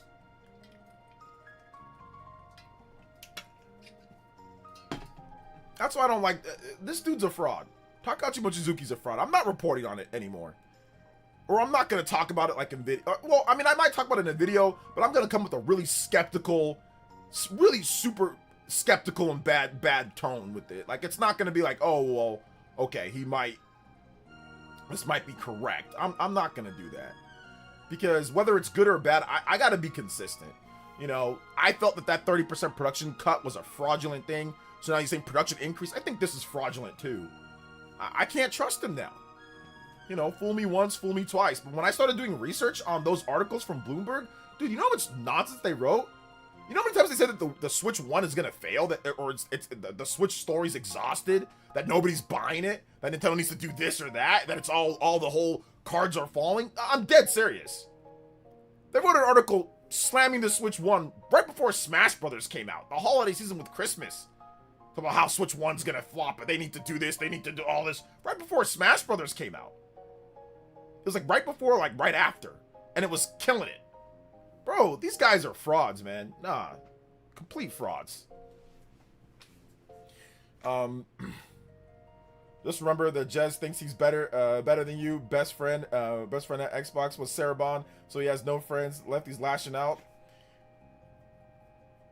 Listen, at the end of the day, I don't care I agree, Casual Noob, but I don't care about anybody thinking that they're better than me or not. That's irrelevant. I've seen that my whole life. People say that, whether it's, you know, nefarious or not, that's irrelevant. You know, if you're better than someone, then okay, go out there and prove that you're better. That's good for you, you know, at the end of the day. Yeah, I don't know. I don't think I'd trade my life for anybody that works in games media. I can tell you that right now. I think I'm pretty good with where I'm at. So, Switch 2 lifetime sales is catching pretty close to the PS5 in Japan. That's really impressive for a 1-year-old console. Can't wait for the next year's sales. Winds and Waves. Yes, Winds and Waves is going to be big. Also, I think Splatoon Raiders could be a pretty big boost in Japan as well. I mean, probably not more than 200,000 units like it's doing now, but I think it's going to be nice. Let's see. We trust him on positive articles, not negative ones. That's what I'm saying, CEO. Like, yeah, I'm not going to sit there and trust him on anything anymore. After I researched, like, I made a video where I researched some of the stuff that Bloomberg has wrote. Dude, these guys are tier 1. They're just rage baiters in a suit and tie. That's all. They're just rage baiters in what's dressed up to be professional. Like, oh, you hear Bloomberg because the guy's like a multi-billionaire. Bloomberg's like a big business. It's just frauds dressed in a suit and tie. That's all it is. It's the same scammers that you would see anywhere else, just in a suit and tie, man. No, like, I'm not believing it. I'm not believing it. OJ, love your channel. What is your favorite Nintendo system ever? What was your first? My first was the NES. For me, the SNES and Switch are tied for a close runner-up. My favorite system is probably like the Switch 1 or like the GameCube or Super Nintendo. Switch 2 though, I'll keep it a buck. It's early in the Switch 2 life, but the Switch 2 is looking to absolutely crush all of them. Because the difference with the Switch 2 is that it takes a lot of the good things that we got with, like, let's say, like, maybe the GameCube, or even, like, the Switch 1, but even better, like, when it comes to third party. We're getting more big AAA games. And we're getting, like I said, pretty good, consistent first party. But I gotta see how, of course, like, the Mario and Zeldas and the Smash Brothers and all that work out. But right now, definitely, the Switch 1 and, like, the Switch 1 and PS... No, Switch 1, PS... Switch 1... Oh, you said favorite Nintendo system? Yeah, okay, yeah. Switch 1, GameCube, and Super Nintendo for sure. Those are like my top. Do you think the price of the console and games becoming a barrier to entry for new gamers? It is. I do think the price of the console is becoming a barrier to entry, even for Nintendo. Yeah, absolutely. Absolutely. But I mean, at least like with the games, you're getting them for $10 cheaper digital, so that's good. I'm hoping the Tides of Annihilation updates in June. Oh, that's that like one action RPG game with the girl. That looks cool. I remember Blackbone saying that it doesn't matter how many Switch 1 Nintendo sells, it will still fail. I remember he did say something like that along the lines of that. I think he did say something along the lines of that. But once again, big respect. I know me and him have had our differences in the past, but big respect to him because at least he plays games. I mean, he's 10 times better than any of these people in today's day. Switch 2 already becoming my favorite as well. Yeah, Switch 2 right now is already becoming, because the thing about Switch 2 that makes it cool is that it feels like the power scaling feels like maybe like the Dreamcast in the 6th generation. Clearly not as powerful as the other systems, but definitely good enough to get things popping, you know, and to have great games.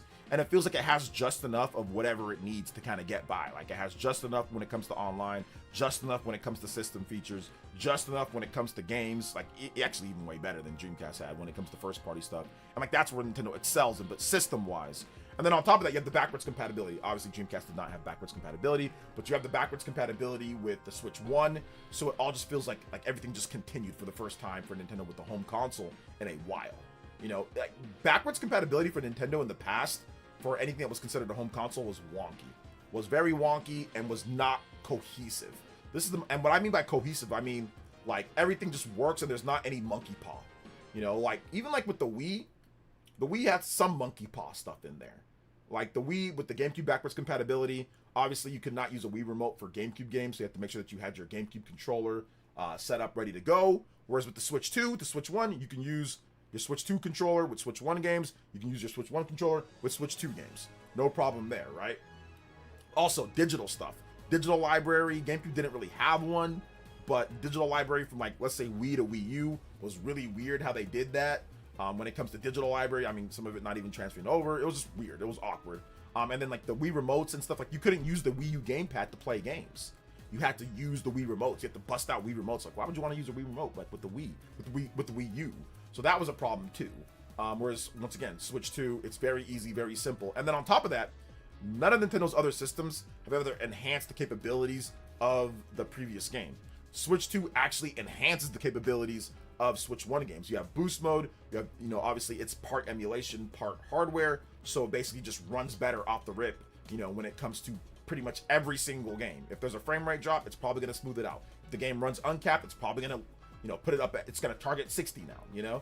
So that is the thing, that's what makes, to me, Switch 2 on the fast track. On top of getting all the first party games that are great, that are running and looking good, you know, that's what makes it, to me, a fast track to be the best Nintendo system. But they have to deliver, though. They have to deliver with the first party games and the third party games, you know? They have to deliver. Why is production volume a talking point? That only matters to a very small 2% who have financial state in the manufacturing and vast consumer base. It's not really a, it's a talking point because people see it as like sales doing good or not. But, you know, it can be a negative or positive talking point, but I don't think, like I said, I think this is fraudulent anyway, so it don't really matter to me.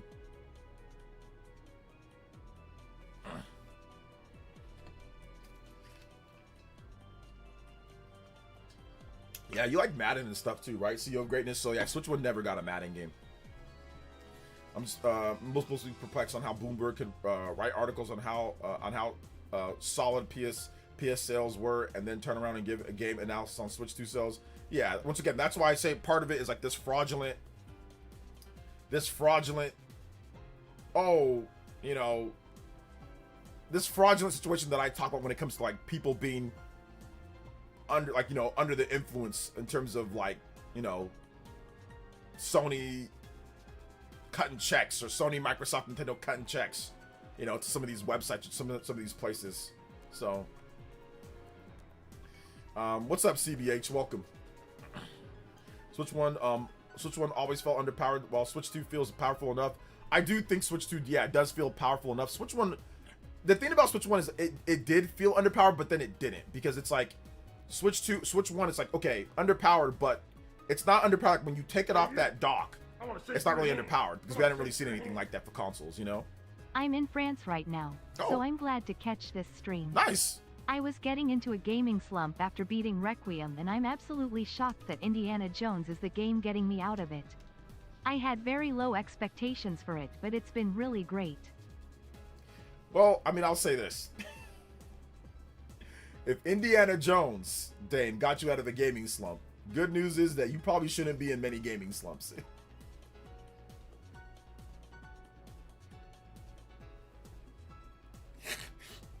If that game can get you out of a gaming slump, good news is, man, you probably should be able to find lots of games. If you're ever in a gaming slump, it probably shouldn't take you too long to get you out of one.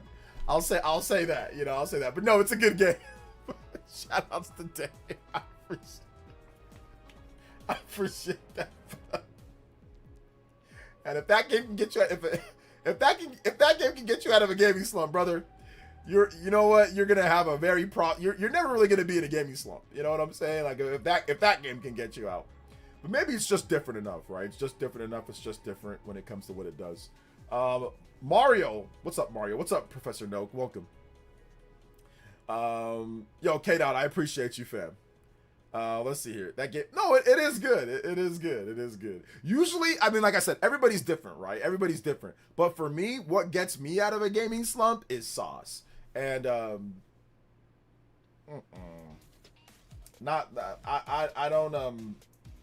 do not see the sauce with the 30 FPS. Good graphics though, and you can play it anywhere. But the first person 30 FPS, not too cottage cheese for me, man. I'm good. But once again, you know, everybody's different in terms of what will get you out of a slump. We're all different. We're all very, very, very different. Different genetics, different this, different that, you know, so we all think differently. So yeah, that might be the type of game. Indiana Jones, it's a polished game. And like also seeing like an impossible port, that's impressive. Being able to take that game, take it out of the dock, no PC handheld nonsense, but take it out of the dock and play a game that looks as good as that in a solid 30 FPS, you know, that's something that's different. And it's a very different game than what Nintendo makes and like what other third-party games are. There's not quite a game like Indiana Jones. Like how many first-person adventure games are there on Xbox and PlayStation? I mean, there's a few, but probably Indiana Jones is one of the better ones, you know, out there. So nobody's saying it's a bad game. It's a good game. It's a good game. But like I said, I was just making a joke based off of like what gets me out of gaming slumps, and what gets me out of gaming slumps is sauce. You know what I'm saying? And I don't think Indiana Jones has it. I don't think it has it, but for other people, it's going to be based on, you know, sometimes it's graphics, sometimes it's unique gameplay styles. It can be anything. So it was just me making a silly little joke. That's all. Bro, trust me, I was expecting to play it 1 hour and drop it. I'm glad that you're enjoying it, though. I'm actually really happy that you're enjoying the game, you know? Switch 2 already got a new Mario Kart, while Switch 1 got a port with DLC. Switch 2 already doing better so far. Yep, that's true. Justin with the 3. Has Switch 2 spoiled you when it comes to 30 FPS vs 60 FPS? It kinda has for me.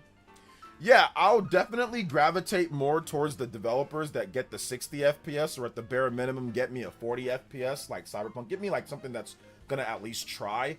I do think it's gonna be game dependent. Like I really wanna like Cyberpunk, and I think it's a good solid version of the game, even at the 30 FPS or 40 FPS or in between that. Like I can play it. It's a slow moving type of game, but obviously PS5 Pro would be a lot better to play the game, and I have it on PS5 Pro, so I can just play it on there if I really wanted to play it. But I think that certain games, I feel like if it's like an anime RPG, it's like, nah, I mean, I can't have that coming in at 30. Like Grand Blue Fantasy Relink, nah, I can't be having PS4 games, you know, that run at 30 FPS that aren't like graphically as intense as like a Cyberpunk or even like a Fallout 4, like with the open. Like I can't, I mean, and that game runs at 60 on Switch too. So yeah, I think it's I think it's kind of spoiled me a little bit. Although I did say these type of things in the Switch 1 era, but I understood when it came to third party. Switch 2 has enough juice to where I think, you know, 40 FPS or a 60 FPS should be possible for, like, if it's a PS4 game, or if it's, like, you know, a game that does not push graphically everything that I want to see. Now, I'm not a developer, so I know that there's more underneath the hood, and obviously there's engine compatibility and other things like that. You don't want the game to look, like, stripped and barren, right, when it comes, like, to the graphics. But, yeah, like, if a game is, like, if it's, like, a Western game that's focused on graphics and, you know, visceral type of feel, 30 FPS is tough. Unless I really want to play the game portable. Cyberpunk, I think it was kind of fun to play the game portable, so I bought it anyway, and I wanted to support them. But a lot of games like Western third party, yeah, I'm just going to skip. Or I'm just going to try out for work, and that's it, you know? But yeah, I think it's kind of, it's definitely, it depends on the game, but it's definitely got me a little bit, you know, like, oh, wait a minute, hold up. I might need to play that in 60, you know? So... I'm excited to get back to Metroid Dread at some point. The game looks so good on my Switch OLED. Those enemy robots were a pain though. You never beat the game? The second half of the year has RPGs. Yep. So right now, that's why I said I'm kind of gravitating more towards AA games, because Justin, a lot of the AA games, I know that it's going to be 60 FPS. Like, I can play Romancing Saga in peace with faster loading times and 60 FPS, even though it's a turn-based RPG, but it moves smoothly when I'm running throughout the environments. Looks like a PS3 game, kind of, but still, I can play it in peace. Adventures of Elliot, 60 FPS. It's a HD 2D game. There should be no reason why this game runs at 30 FPS. There should be no reason.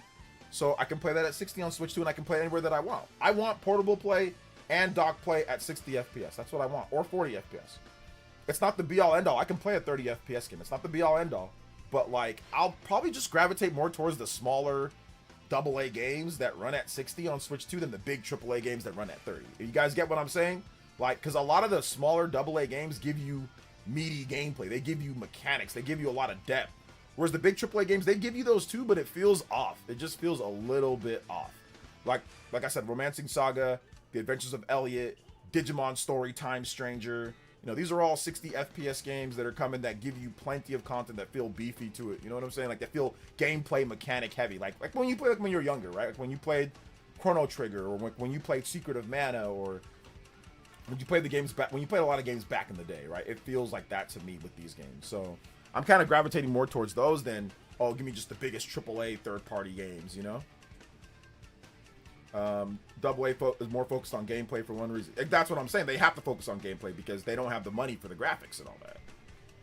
Are you gonna get Buzz B40 at 60 FPS on Switch 2? Maybe. We'll see.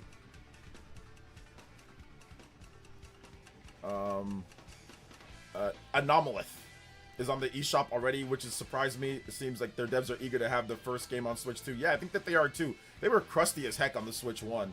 The Fuyu and the whatever that new name entertainment is that they did, those developers behind that Revisionists game, which was definitely a crusty SMT Persona clone. Wasn't very good. So I'm hoping this one's better. But I mean, if it's like a solid 7, you know, 7 out of 10 type game, I'll take that. I'll pick it up, take it, play it. Probably be kind of fun. Little game to play, you know. What's up, Mr. Davis? Welcome. Visuals have peaked, to be honest. Need fluidity in response time for games. Went back to P5, and it's fine in 30, but the 60 is much rewarding. Yes, it is. It is much better at the 60 FPS. So yeah, I agree. I don't need incredible. To be honest, yeah, I don't. And I've said this for a while now, but I don't really need incredible graphics like way past PS4. Maybe I'm getting old, but PS4 graphics are fine. I mean, I have all the PS5 games that with great graphics, and I'm not moved. Like, I have Horizon Zero Dawn, Forbidden West thing, and I'm just not moved by the graphics in the game. Like, Horizon's cool, but mechanics-wise, Romancing Saga and Octopath Traveler and a lot of other games just absolutely stomp a mud hole in it. Like, just way better than their downward moving skill tree. Like, I'll definitely take Romancing Saga gameplay well over that, you know, or like and I played Romancing Saga first on PS5. Or I'll take, like I said, Adventures of Elliot. From what I played from Adventures of Elliot, that's way more in-depth and fun than I've ever played with any heavy graphics game in the current era. Or even Metaphor Refantasio. That game is a PS4 game. It actually kind of looks like a PS3 game. Ported over to PS4. And then the PS4 game ported over to PS5. It looks like a PS3 game ported over to PS4. That's what it looks like. And I'm almost positive it is a PS4 game or a PS3-ish type game ported over or started on PS3, then went to PS4, and then really just a PS4 game that's on PS5. And that game blows away pretty much every big graphics game that I've played on PS5 and Xbox Series. Yes, it has. I don't think there's a single game, graphics-based game, that's focusing on graphics that I think is better. Not even close, actually. I can't think of a single game. You know, so for me, I've tapped out on graphics. Once again, I have PS5 Pro. It's great to have good graphics, but I've tapped out. It's not the be-all, end-all. It's not even anywhere near close to being the most important thing. Definitely important. It's good to have a good style. It's got to look okay, but like it's not the most important thing when it comes to a game anymore. You never beat the game. I know, it's sad. Yeah, you got to go beat the game. Yeah, I did see the Tales of Arise, Mr. Davis. Neo Memories of Orbit of 2D Metroidvania games, physical edition and 60 FPS. I'll check that out at some point for sure.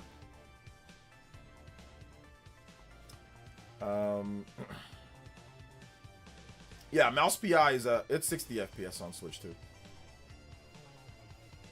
I streamed it. I streamed it back when it came out. I streamed it. It's good. I got a review code for it. Metaphor does use the same engine in Persona 5, which is a PS3 game. Yeah, that's what I'm saying. Like, it looks like those PS3 type details in the characters, you know? Here's the sad truth. I never beat Metroid Dread game. I know it's sad, but after Pragmata, I might focus on the game, the next finish. Okay. 44 game, Tales of Arise. Game that just came out today. I think you might like Tales of Arise, Mr. Davis.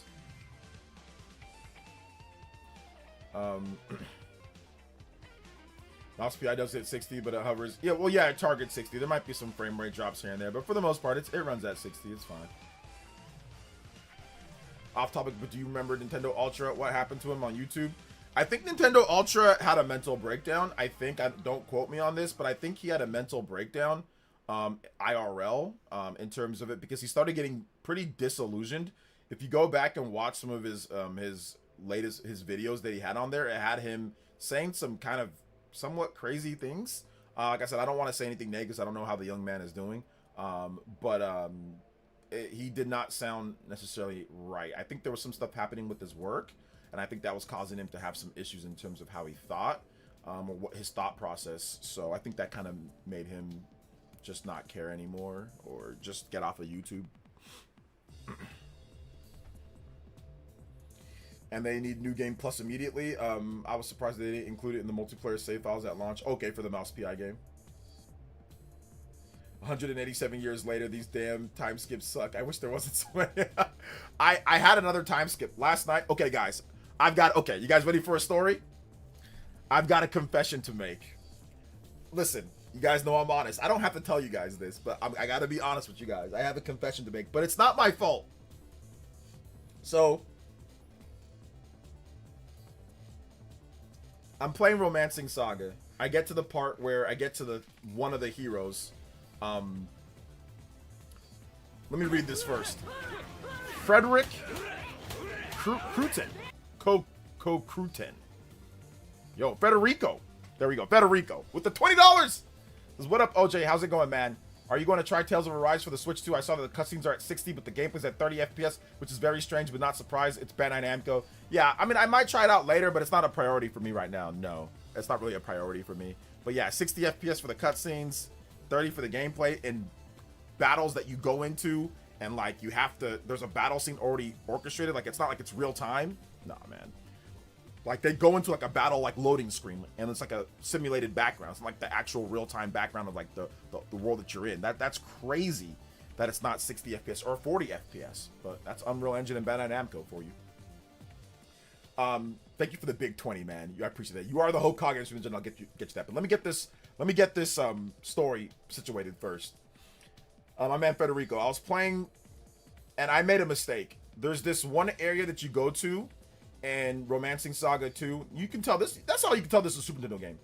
And I knew that I needed a strategist to go to the area, because I told the people that lived in this village, there's this big airship that planted itself down And I'll get that dono right now too, guys. I'll actually read off all the donos after I'm done with the story.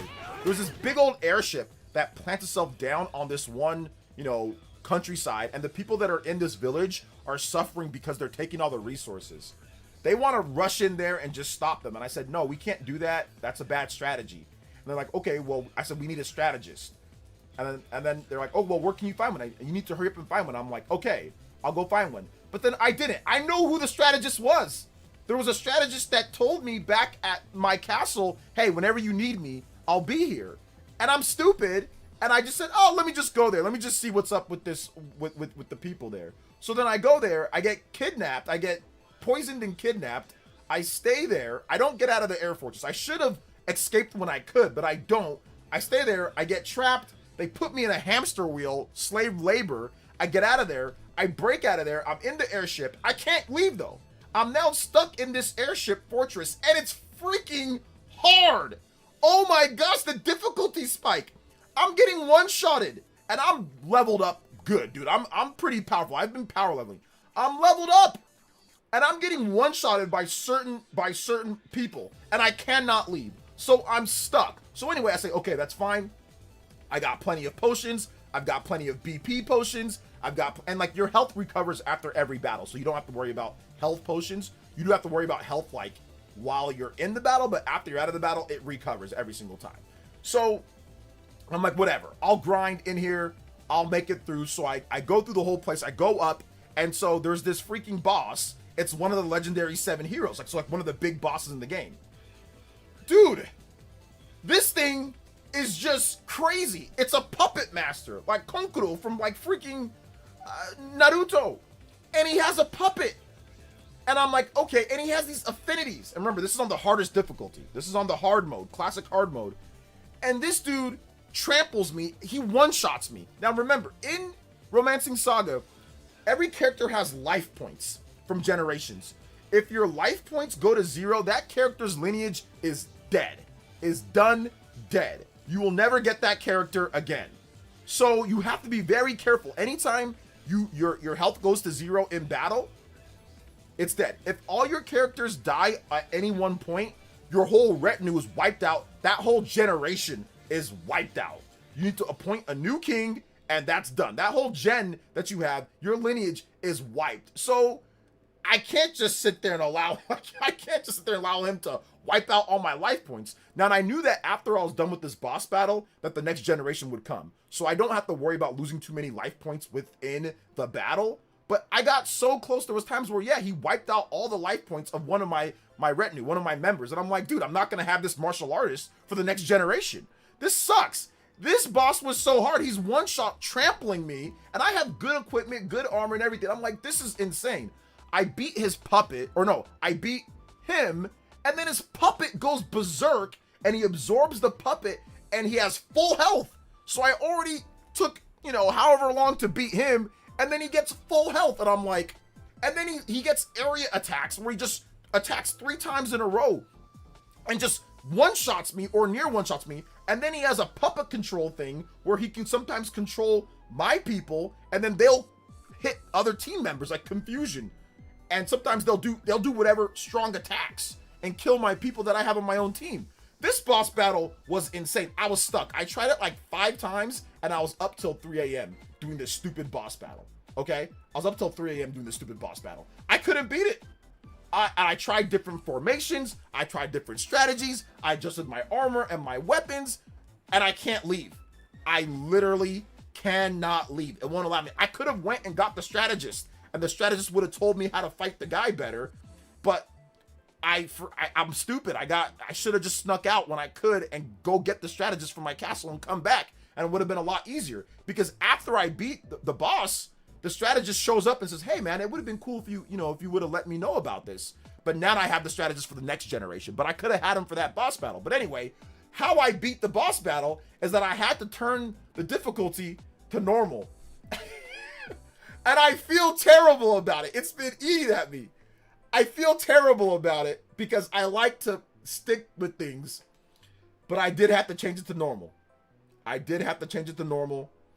And when I changed it to normal, I mean, it was still somewhat hard because like he still did crazy damage, but it was way more manageable. I wasn't getting one-shotted. Like, he was trampling me for good damage, like, you know, 300 to 400 hit points, where my people have like 600 hit points. So he was trampling me for good damage, you know, 50, 60% of my life bar, but it was way more manageable to where I felt like, okay, I can use my strategy, I can use like my haste, I can use my life, like my healing.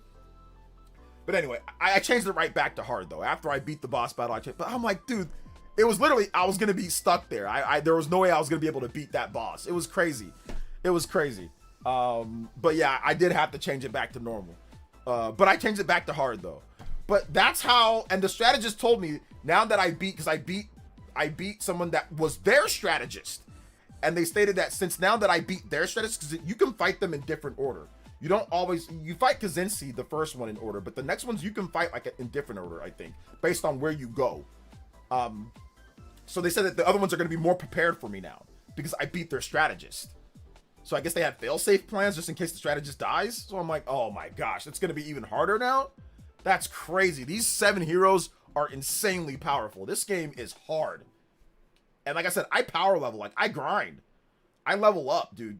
And this game is freaking, this is an old school game. Anyway, that was me talking about that. I felt bad, so I had to confess to you guys, man. I had to say it. Because if I told you guys, oh, I beat Romancing Saga on hard, I'd have to, like, something in my brain just, like tick. Something in my heart and my brain says, well, wait a minute, OJ. Yeah, you beat the game on hard, but you have to change the difficulty. Don't be a fraud, you know? Like, tell them the truth. Because I've been talking about this game for a while, so I got to tell you guys the truth. You guys see? I could have been completely not honest and told you guys. And I'll be honest, I considered not saying anything about it, but I'm like, nah, that's fraudulent. I can't sit there and claim, oh, I beat the game on hard while I had to put the game on normal for one of the bosses. So anyway, yeah, that's that. George FT with the $10 dono says, I'm disappointed in the game. Games like Grand Blue and Tales of Arise only running at 30 FPS. I'll get the games to support third party, but because you never know, but it's frustrating when porting effort isn't there. Exactly, man. So anyway, how I beat the guy, I actually had to look up too. How I beat the guy, you got to beat the puppet first. The puppet, you beat the puppet first, then you beat him, and then the puppet is half health instead of full health. So there you go. That's how you beat it, like, without going crazy. And you know the funny thing is, I almost beat him on the hard difficulty. I was so close. Like, he had like that much health up, but the problem is that he wiped out so many of my members, and I couldn't heal my members and be. Oh, and I ran out of magic points. It's called BP. I literally could not do my strongest techs, and my attacks aren't strong enough. And he heals 3,000 something HP with this dark affinity, and I had no magic points left to break the dark affinity that he had. So he just keep recovering. That's another problem. Like, I would have beat the game, or I would have beat the boss on hard if I had more magic points. And I have a lot. I have like 200 something magic points per person. Like, I have a lot of magic points. Like, I don't have a little bit. But I literally, like, it takes so long because he is such a damage sponge. I run out of magic points, and there's no way to heal your magic points in the game. Like, they don't allow you to carry BP or like magic point recovery, like, or tech point recovery. They don't allow you to carry. They only allow you to carry healing for health. So I'm like, this is stupid. But yeah, I actually had him down to a sliver of health, but I just didn't have any more BP to get him with my attacks. If I would have had enough, I would have beat him. Anyway, shout outs to George FT. Thank you for the 10, man. I appreciate that. JoJo Friday, and also big love to my man Federico Ku10. Thank you so much for the $10 or $20 dono. Combo breaks. Let's go. Shout outs, guys. Sorry for I had to just get that off my chest, man. It is what it is. Oh, yeah, man. You got to grind in that game. Sometimes you're on Saturday, you got to lower the difficulty. Ain't no shame in that, brother. Yeah, I appreciate you guys. You know, I appreciate you guys. I appreciate you guys with that one. But yeah, that one, it wasn't even because of sanity. It was because I was stuck. I wouldn't mind if I would have just been able to leave the air fortress. Like, literally, I can't fast travel. I can't get out of that air fortress. If I would have been able to just leave the air fortress, level up a little bit more, go, and I had a bunch of cool armor that I was developing, but it wasn't ready yet. So like I said, I was being impatient. I should have just waited for my armor to finish, just go level up, wait for my armor and everything to finish, go get my strategist, and then go to the air fortress. That's what and I could have beat it on the hard difficulty, but like I said, I should have slipped out. I stayed there instead, and they poisoned me, and they put me to slave labor on the ship running on a hamster wheel. So it's like, I should have just, like, they gave me the opportunity. They said slip out. They gave me the opportunity, but I said no. I said let me observe it, and then they just knocked me out and So I made a series of bad decisions. I made a series of bad decisions. Thank you, George FT, for the $10. So let me get this man, my man, Federico. Thank you for the big 20. You're now the Hokage and Stream Ninja. Yo, let's go. I'm trying to clear that Radiant. No hit fights and Hollow Knights. Oh man, yeah, dude, that one's tough, dude. That is tough. Hey, what's up, Metal Wolf Tensei? All is forgiven. Sounds like OJ is talking about the hardest boss in Elden Ring. No, I'm talking about romance. Maybe I'll play it. Like I said I'll maybe play it. Maybe I'll play it one of these days. Like just like random, you know, just play the game. It's super fun, man. It's frustrating, like the whole Generations thing. It's frustrating because they messed it up. So after I beat that boss, I went into a new generation like 175 years later. And when you pick the king is like the last king, so it gets everything from like the last one, but like it was a mage, so like I have to maybe go off the throne and get somebody new. So like they messed up my armor and some of my stuff. They try to not mess it up, but they did. So I was like, whatever. So I just took off. I went, picked my retinue, my new members, because I got new people. I picked everybody that I wanted, and then I just unequipped everything. So I'm just gonna spend at least 20-30 minutes re-equipping everything because they messed it up. They gave my mage that I made the new king, they gave him all of the stuff that my my crusader had, because I got the new crusader. I got a crusader class who's freaking dope. Big old tall dude that does martial arts, crazy martial arts power with like swords, and like I was using him as my king. But then in the select that they had, you should pick new kings, because every time that you pick a different class for a king, you get a new formation, which I didn't notice until like 2 generations later. So whenever you pick a new generation, you'll get a new formation. So it's good to pick new different types of kings. Don't just pick the same, you know, class, like the same, you know, mage or the same, you know, knight. Pick different classes so you can get different formations that benefit whoever you pick. But anyway, I picked a mage, so then they put all of that guy, the crusader's equipment and weapons for the mage. The mage, it's a mage. He does magic. He doesn't do martial arts. So, and actually, no, I think he even inherited to level, but his strength is not the strength of a crusader or of a, you know, like a knight or a mercenary. So I'm like, okay, this is all messed up. I gotta just fix all this. OJ, did you use Copilot to beat a boss? That's funny. No, I didn't use Copilot. I know everything I sound like sounds really weird right now, guys, but if you played the game, like I said, if you ever have time and you want to play something different, dude, this is the game. This is one of the craziest games that I've ever played. I mean, it's called Romancing Saga 2. Anything that's called Romancing Saga, you know it's going to be either completely trash or really weird. It's not going to be incredible. It's either going to be like, it's not going to be incredible. It might be complete trash, or it's going to be really weird. It's called Romancing Saga. It ain't going to be incredible. It ain't going to be like Xenoblade. It ain't going to be that good.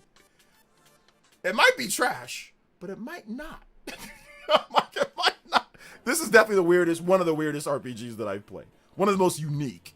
And like, I can't stop thinking about it and talking about it. That's the funny thing. I can't stop thinking. But you guys know, the one thing to hook me, well, some of you guys know, is bloodlines, history, generations, family.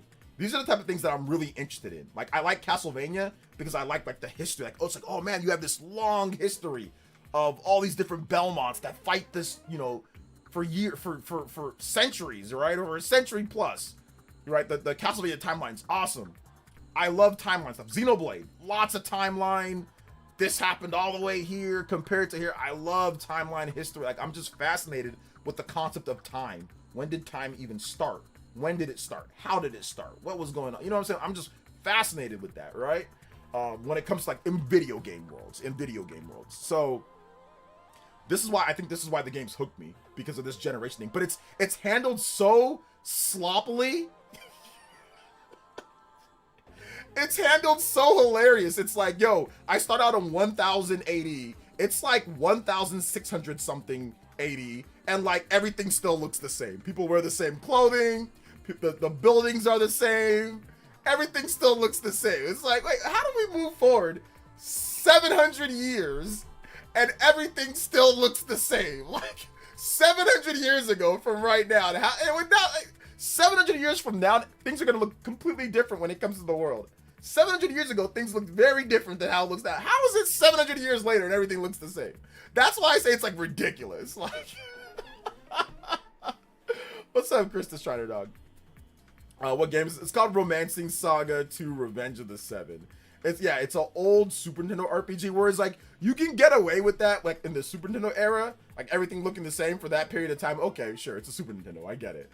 But like the only thing that changes is like you can build your it's kind of got like little like town building thing. Like you can build your castle. You do get where like you can build like a park. It brings in more money. Or like you can build like an institution, you can build like a school for like combat, and like as the generations go on, they develop and mature, and then like you can actually go take advantage of that. Like I took a bunch of tests. Like there's like a university that I built. I know you guys are thinking, what, a university? Yes, I built a university in the compound of my kingdom, and then you can go there and you can take tests on like the different regions and the combat, and it's a time test. You get like 10 seconds to answer each question, and you have to answer like, you can only miss 2. You're only allowed to miss 2. If you pass the test, then you get a reward. You get money and you get items if you pass the test. If you don't, then you can retake it, but there's entry fees. It costs like anywhere, I think between $10,000 to $30,000. But if you pass the test, like you get $50,000 to $100,000. So it's crazy, man. It's crazy. Let's see here. I played one of the other Romancing Saga games, but I didn't really like it too much. This is my first real time getting into like a Romancing Saga game. I think I'm like 35 hours into this game now. So this is my first time actually really getting into it, you know?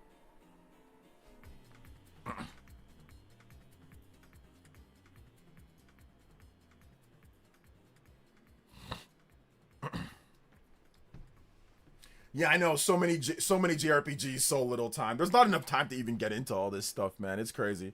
Let me get the JoJo's going here, though. JoJo Friday, we out here. Let's go.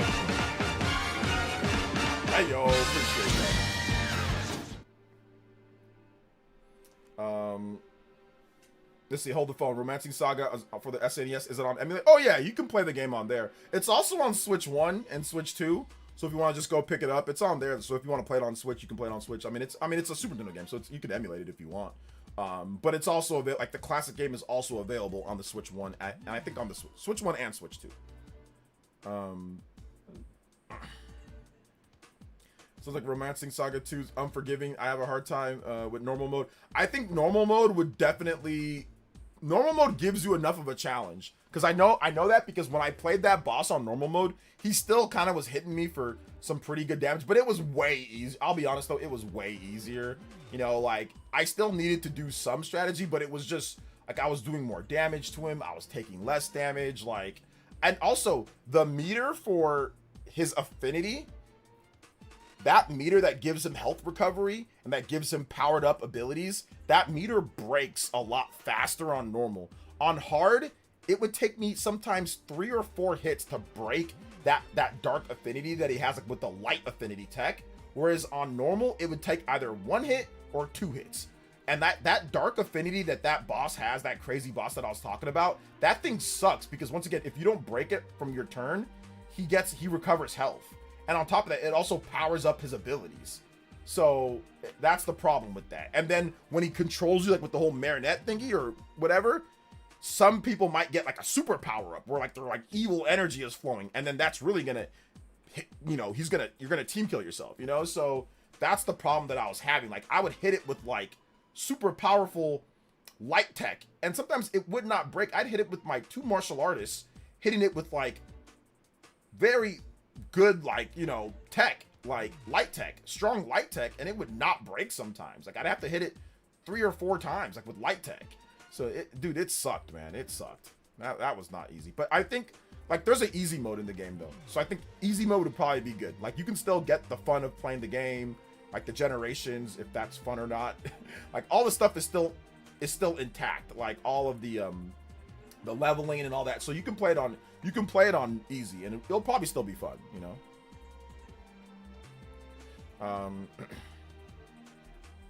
Romancing Saga 2 Revenge of the Seven is on PS4 and PS5. It is. So yes, it is. It's on Switch 1.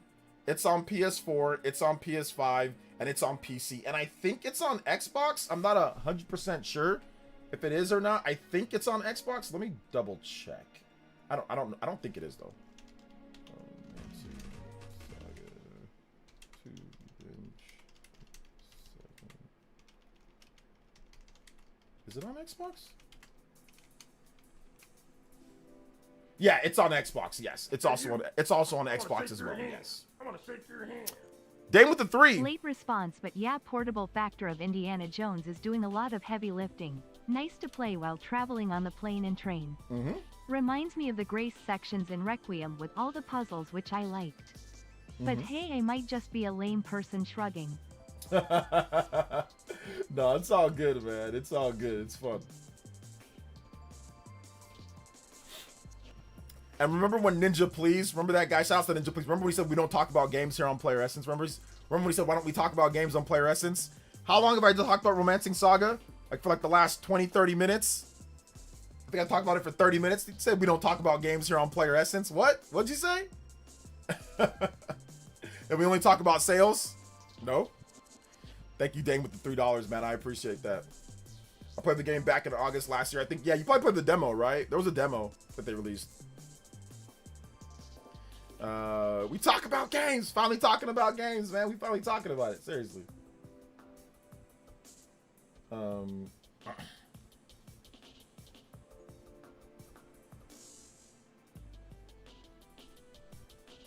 gonna talk about it. So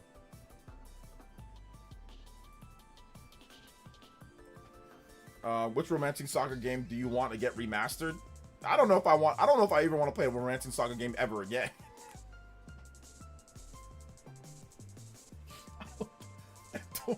I don't think I don't think I ever want to play Romancing Saga. I think I'm done with the series, honestly. I think I'm done. Unless there's something that just looks incredible and I really want to play it, like, I don't think I want to play anymore. Not because the series is bad, it's good, but I don't want to deal with this crap anymore. It's a good game. No, don't get me, I'm actually legitimately, like, excited. Like, I put, like, 30-something, I just started playing it, I think, last week. I've already put, like, 30-something hours into the game. I really like it. It's fun. It's, like, super fun. I love the combat system. It's fast-paced. Like, the turn-based system is fast-paced. Like, it's really good. If you have the Switch 2 Pro controller, it's really easy to go through the menus quickly and pick your different attacks and stuff, because, like, the extra buttons on there that you can map to the D-pad. I mean, it's great, man. It's fun. I like it. It's a good RPG. It's really fun. I'm really enjoying it. I like it more than a lot of other RPGs out there. Combat-wise, I'm liking it more than even, like, Expedition 33. Like, I think the combat system is better than Expedition 33. Expedition 33 just has, like, better cinematics, better story, better, you know, set pieces. But combat-wise, I'm loving this game even more. I just don't like the generations thing. I don't like, there's some weird aspects to the game. It's really long. I can tell that it's a really long game. It's got brutal difficulty. I think even on normal, people would probably, you might get cooked a few times here and there.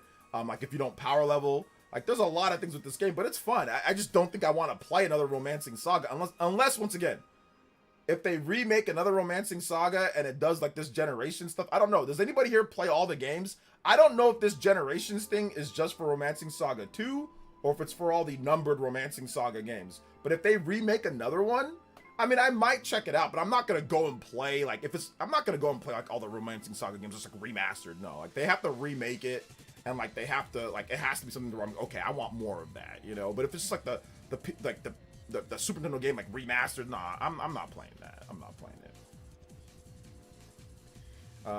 You were up until 4 a.m. playing the game. I was up till 3. I've been up a few times. My wife has been telling me you can't be staying up so late. You're old. Why are you staying up so late? You know. And I tell her, I'm sorry, I'm not trying to. I always tell myself, okay, I'm only gonna play till 12 or 1 o'clock. And then all of a sudden I'm like, I'm only gonna play till 12 or 1 o'clock. I swear I'm playing. I swear it feels like I'm playing for like 30 minutes. I press the freaking button. I press the freaking home button on the Switch 2. I check the time. The time says 12:15 a.m. I'm like, all right, cool. I'll play till, 1 a.m.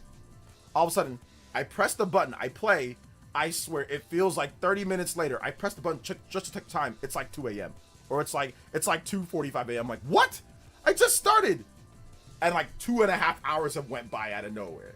I remember one time I started like at 11:30. I'm like, okay, I'm going to be done by 1. I'll be done by 1. Next thing you know, it was 3 a.m. And I'm like, oh, oops. So, yeah, this might be one and done, bro. Might be one and done.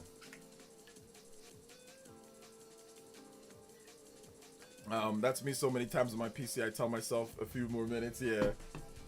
More RPGs are likely to get release dates announcements in June. Yes. Machine Wolf says, oh, it happens to me. Yeah, man. You're just playing it. All of a sudden, next thing you know it, it's like 1 a.m. or something. You know, it's crazy. Let's see. That's it. No, dude. I know I talk a lot of smack about Romancing Saga. I know it sounds like I hate it because of what I said. I don't want to play the game anymore. Or I don't want to play another in the series. You're thinking, wait a minute. If you think that game's awesome, why do you not want to play those? Because, bro, this...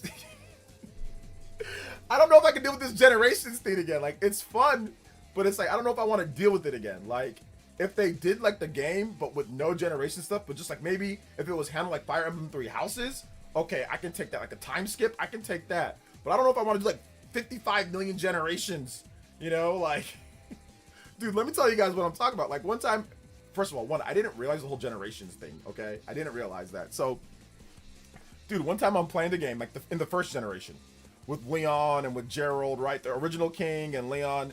And I'm going, and I literally do a side quest where I help out, like a town do something. And there's no, and remember, this is the main, like the guy that's on the box art. The guy like with the brownish orange hair and like the king, like the people that you see, right? You see like your retinue, all the people that you go through, like you fight Kaczynski, the first 7 of the hero, like you're like, okay, fine, I avenged my dad, I did all this, cool, great. And everything's going good. And like, okay, now you can go out into the world, right? You can go out into the world, you've avenged your brother, you've avenged your dad, go out into the world. So I'm doing side quests and I'm leveling up and I'm having a good time and I'm getting more powerful and all that. And then all of a sudden I do like one little side quest, not even that big of a deal. Like it was like one little side quest at a side town. And then it doesn't even say anything 250 years later. And I'm like, I turned into a Steam Deck schizo. Nintendo does. Valve does with Nintendo. Oh, Switch 2 or Switch OLED is irrelevant. I turned into a damn Steam Deck grifter. A Valve bootlicker. I was shocked. I said, I said, what? Everyone's dead. There's no resolution. There's no anything. I've got my king, I got the king's son, I'm over here, I got my squad, everything's good. I'm gonna go out into this one, I'm gonna fight these Sebs. I knew of the Generations thing, but I thought it was handled a bit differently, where it was like, oh, okay, like Boruto type thing. Oh, they're still alive, they're good. No, it's not even like 1 generation or 2, it's like 10 generations or something, like 250 years from now, the average age of life. I mean, that's about what, 4 or 5 generations of people? Like, bro, what? I mean, back in the day, people didn't live that as long, so might even be more generations. So, bro, like, what? You're kidding me. So that's what, it just threw me off guard. It just threw, like, literally, I was like, oh, all I did, I was like, I'm like, what? Dude, really? Yeah, let's see. So, yeah, it was definitely like a Tim Allen. that Tim Allen, you know? Oh, let's see here. It sounds annoying and very inconvenient. It is, but then it's not. No, it is. It's a funny inconvenient. It's like this sucks, but wait a minute. It's like if you've been in a relationship, sometimes you have your ups and your downs. They're yelling at you, saying this and then you're like, but then you deal with the good and the bad. It's almost like that. It's like that. I'll get into it after Rebirth in June, bro. There's gonna be too many games. I gotta get into it now. I told myself, let me go ahead and get into it now before I don't ever play it. So Hey, what's up? When's the Warframe stream? I'm still working with Varkster, so we'll get the Warframe when it's up. Don't worry, we'll let you know. Man, it's inconvenient, but it's also fun at the same time. To see, like, it's so funny. It's like they took like each character, like let's say like your knight, right? Like your big, you know, tank knight. It's like, oh well, it's like the same guy, but they like change around his hairstyle. Like he looks exactly. It's like, wait a minute, aren't you that one guy from? No, I'm not. I'm this guy. And the names are hilarious. I think they're randomized. One time his name was Snail. His name was Snail. That's what his name was. His name was Snail. One time, I think I got a guy. His name is Bruiser. They're just random names. I think one name was Matilda, Bruiser, Snail. I was like, what are all these names? Yeah, I'll be on the Spawncast. I should be. Are those names? Yes, they're names. Hold up. Let me see. Hold on, my Switch 2. Where's my Switch 2? Let me see who my new generation is. I'm pretty sure it's randomized how they look. They just randomized the look of the characters. Like it's the same. It's the generation. So it's like a descendant from whatever that class is. But they like basically like there's like a martial artist guy that's from like the Dragon Lair, and like every time, as long as he doesn't lose all his life points, that generation, like you'll have another one that comes afterwards, right? And they always wear a mask, and he's always like a ripped, 8-pack guy that wearing the same outfit but with different colors. It's not the same color. Sometimes they have a ponytail. Sometimes they have like hair that's up. Sometimes they have like longer hair. Like it's just different generations of the same class, and you just do that over and over, right? Like after maybe like a couple side quests and a couple main missions, new generations coming, so that's the funny thing. Never heard of somebody named Snail. Yeah, his name is Snail. His name was Snail, man. I think that was my last generation. I did take pictures of my last, like every generation, or not every generation, but I took pictures of some of the previous generations. Just because like I'm gonna review the game probably. But let me see if I have the picture in my album. Okay. Yeah. So I have the picture of my album. Here, this is just a picture of my last generation that I just finished, this generation. So Terry is my martial artist. My big guy right here, his name is Snail. I know you can't see it, but his name was Snail. He's like my knight. Snail, Paul, Taurus, and Theseus. Or Theseus. Oh my gosh, yeah, Snail. Okay. Yo, check this out. So it's the same people, right? Theseus, that's the mercenary. He has the same blue hair and everything. Snail, the same big guy. Dude, check this out. The martial artist, his name was Terry in in one generation, my most recent generation before I went to the new one. Not at this point. My martial artist, the same guy. He has the same, but he was my king for the last, or for the previous gen. His name is Dynamite. His name is Dynamite. The big guy, Snail, you know what his name is? His name is Walrus. I kid you not, his name is Walrus. His name is Walrus. His name is Walrus. The previous mercenary that I had, his name was Theseus. This dude's name is just Jason. He's like, oh no Theseus, no type of Greek or whatever name that, no Theseus, no anything like that, Odin or whatever. Just Jason. Just Jason. No Theseus? No, just Jason. Walrus, Jason, Walrus, Dynamite, Libra. That was my mage. His name is Libra. And Medea for my mercenary. Or for my, she's like a mercenary chick lady. Okay, so then four generations ago, my mercenary, the guy he has an eye patch, but now he doesn't have an eye patch. Something happened. The bloodline of the eye patch went out of style, so now they're done with the eye patches. But his name was Orion, and then the other guy's name was Bison.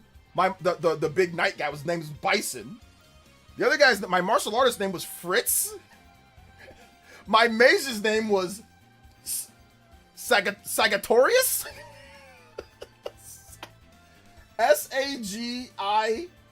T-T-A-R-I or A-R-I-U-S. Sagatorius? And my mercenary chick was Side or Side? Oh my gosh, it's so funny. These generations things are freaking hilarious, man. I'm glad that I took pictures of the names because the names are funny. I also have like a video of me fighting this guy, but I'm like, screw this guy. This guy sucks. This guy is a clown. It's hard to see, I know, but I was fighting him. This is when I beat it on normal, but I had to change the difficulty. But screw this guy. He sucks. Worst boss that I played, man. But anyway, like I said, this game, it's like frustratingly funny. You know? Like, it's just frustratingly funny. M. Bison. No M, just Bison.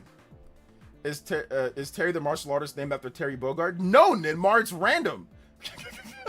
Are you listening to anything that I'm saying? One of the times his name was, what was his other name? His name was Bruiser. It's freaking randomized, dude. How would it be named after Terry Bogard? It's not even the same company. This is Square Enix. These developers just put random words in it. I mean, I think at this point, because there's so many generations, it has to be randomized. It can't be to where it's like, oh, it's set. It has to be randomized, otherwise it wouldn't work. So that's why it's randomized. But I think, yeah, it's definitely random how they look, their hairstyle, random lots of stuff. But it's still the same person. It's the same guy that you had before, just randomized, you know? I'm gonna, like, who do I have right now? So like I said, I put my mage as my king. Although I think I'm gonna take him off the crown though. I think I'm gonna take him off the crown because I don't think he's fit to be the king. But here, my mage, remember last time it was Sagatorius. His name is Gemini. And my knight this time, because I just got this new generation. His name right here, my knight, his name is Hedgehog. Are they just named after animals and stuff? Snail, it's named after animals. Snail, bison, hedgehog.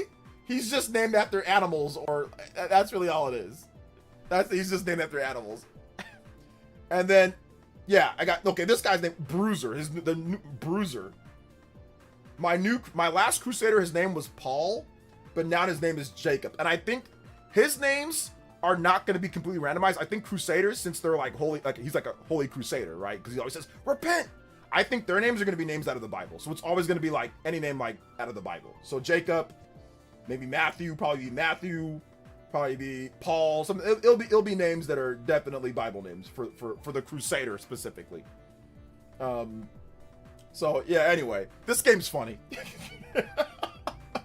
It's the weirdest RPG one of the weirdest like big RPGs or that I play. I mean, I played a lot of weird RPGs, but like the more you play it, the more you're like, okay, sure. Gemini and Spartacus are okay, so there you go. It's is it Libra? Ah, I see. So maybe everybody's name is based off of something. Okay, they're based off the astronomy. Okay, yes. Okay, that's what it is because one of them was Libra as well. Okay, yeah. So they all have names based off of something. Maybe that's what it is, right? Based off of something. Okay, that's cool. I like that. That makes it better.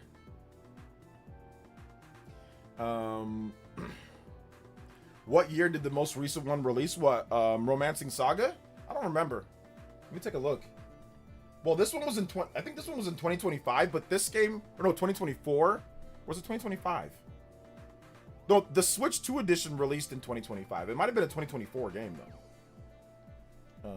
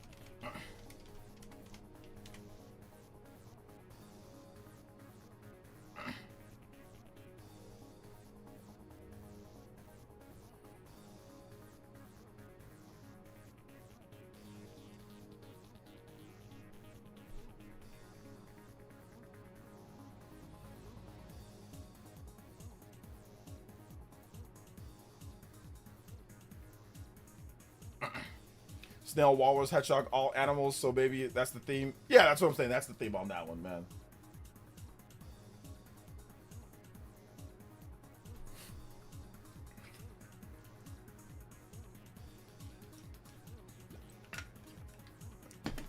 That's the thing with it, bruh.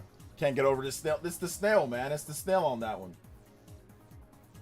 It's the snail on that one, man. Shout outs to Beat 'em Ups. Beat 'em Up says, if this is GameStop, do not okay, hold up. What's going on here? So I'm seriously considering switching to digital only. Their copy of what's it called? Of Yoshi is coming June 9th. And then their copy of Star Fox is coming on June 29th. So it's not coming on launch day. If this is GameStop, do not pre-order new release online. Since all my neighborhood stores are closed, I tried to move online pre-ordering. Every new game has been 5 to 7 days post-release. Try Target or Best Buy for online orders. Yeah. Be careful where you're pre-ordering and all that, man.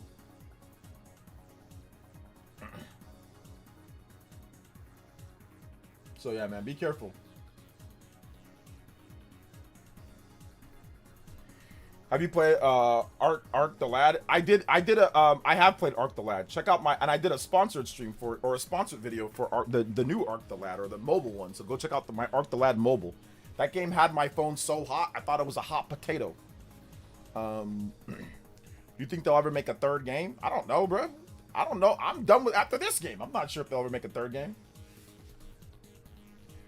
Oh, I want to watch this. What's going on here with Smash JT?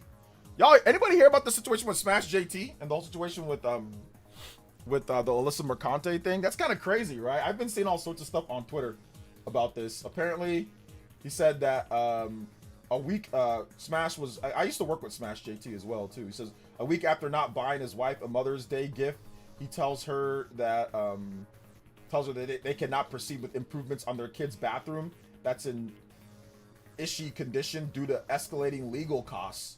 Failure as okay, I'm not gonna read that part. That's mean, but okay. So then there's this guy named the Cartel Dell who's who used to work at Rocksteady, Naughty Dog, Respawn, PlayStation, and he put out a really banger video that was talking about games that I watched I think like a month or two ago. Anyway, I follow him on Twitter. Actually, I'm not following. Why am I not? I thought I followed him anyway. I'm gonna follow him down. But anyway, he talked about this. I want to hear what he has to say because this is from a guy that was a game developer. Now he's doing a little bit of content creation. I want to hear what he has to say. So he says, for anyone trying to understand the context of this rewrite, please read the final line before replying. Alyssa Mercante, journalist, is suing Smash JT YouTuber over what she in court describes as an extended harassment and defamation campaign tied to video game culture war. It pretty much boils down to allegations that he repeatedly wrongly accused and defamed her across Twitter and YouTube, encouraged people to ostracize and target her, damaged her reputation and career, and contributed to her losing income through journalistic opportunities. The big issue for him is that he apparently just kept going publicly, consistently. He could have stopped being a horrible person at any time, even after the lawsuit was filed. He just never stopped tweeting and streaming talking about her. And there are tons of screenshots, tweets, clips, and YouTube videos documenting it. Now, from what we're seeing, he's losing major parts of the case. Is reportedly closing in on $80,000 plus in legal debt, and could potentially end up paying punitive damages on top of that. Woo! 80K?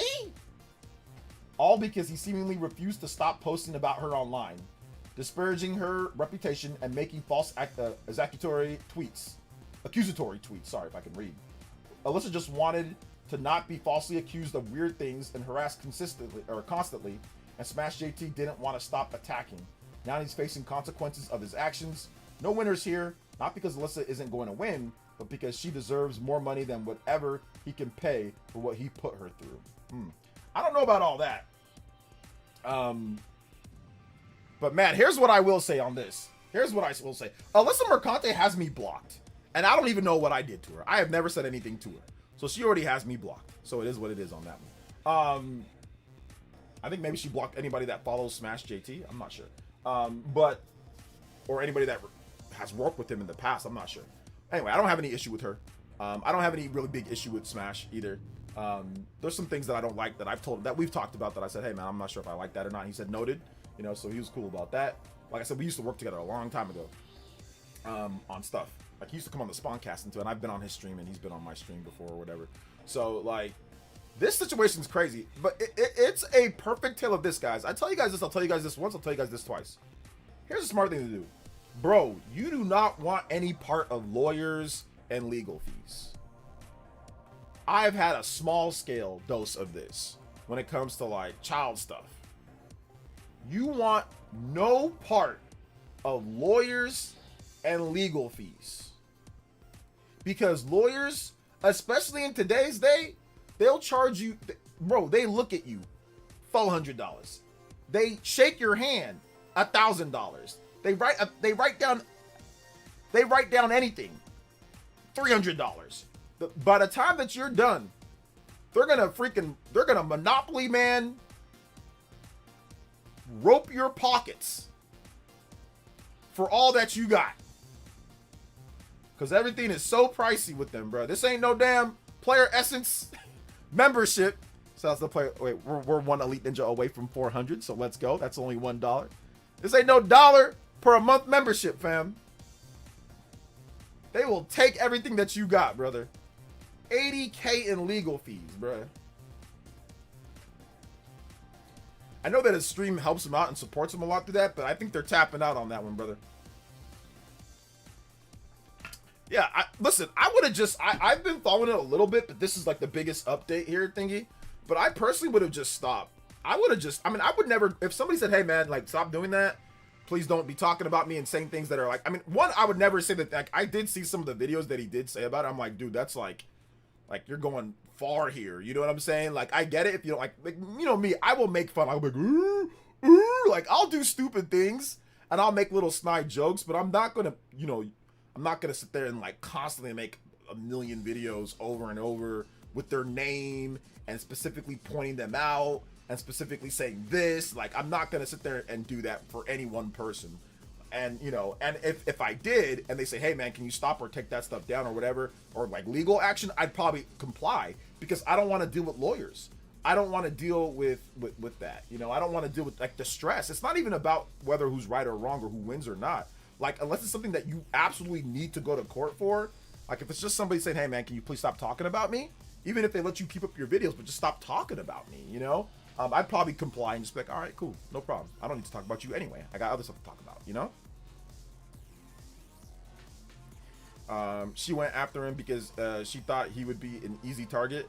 She went after Smash JT because she thought he would be an easy target, or just the other way around it. Or maybe he went after her because he thought she would be an easy target.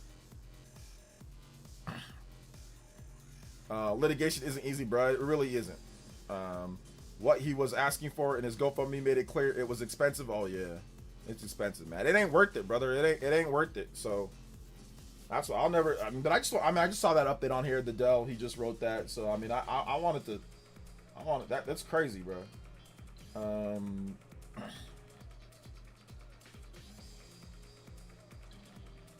And the funny thing is that I think he still talks about her, even like and like I did read some patches. It seems like there's a little bit of like AI psychosis going on or something like that. He's using AI to dictate like everything when it comes to potentially making parts of his case and not.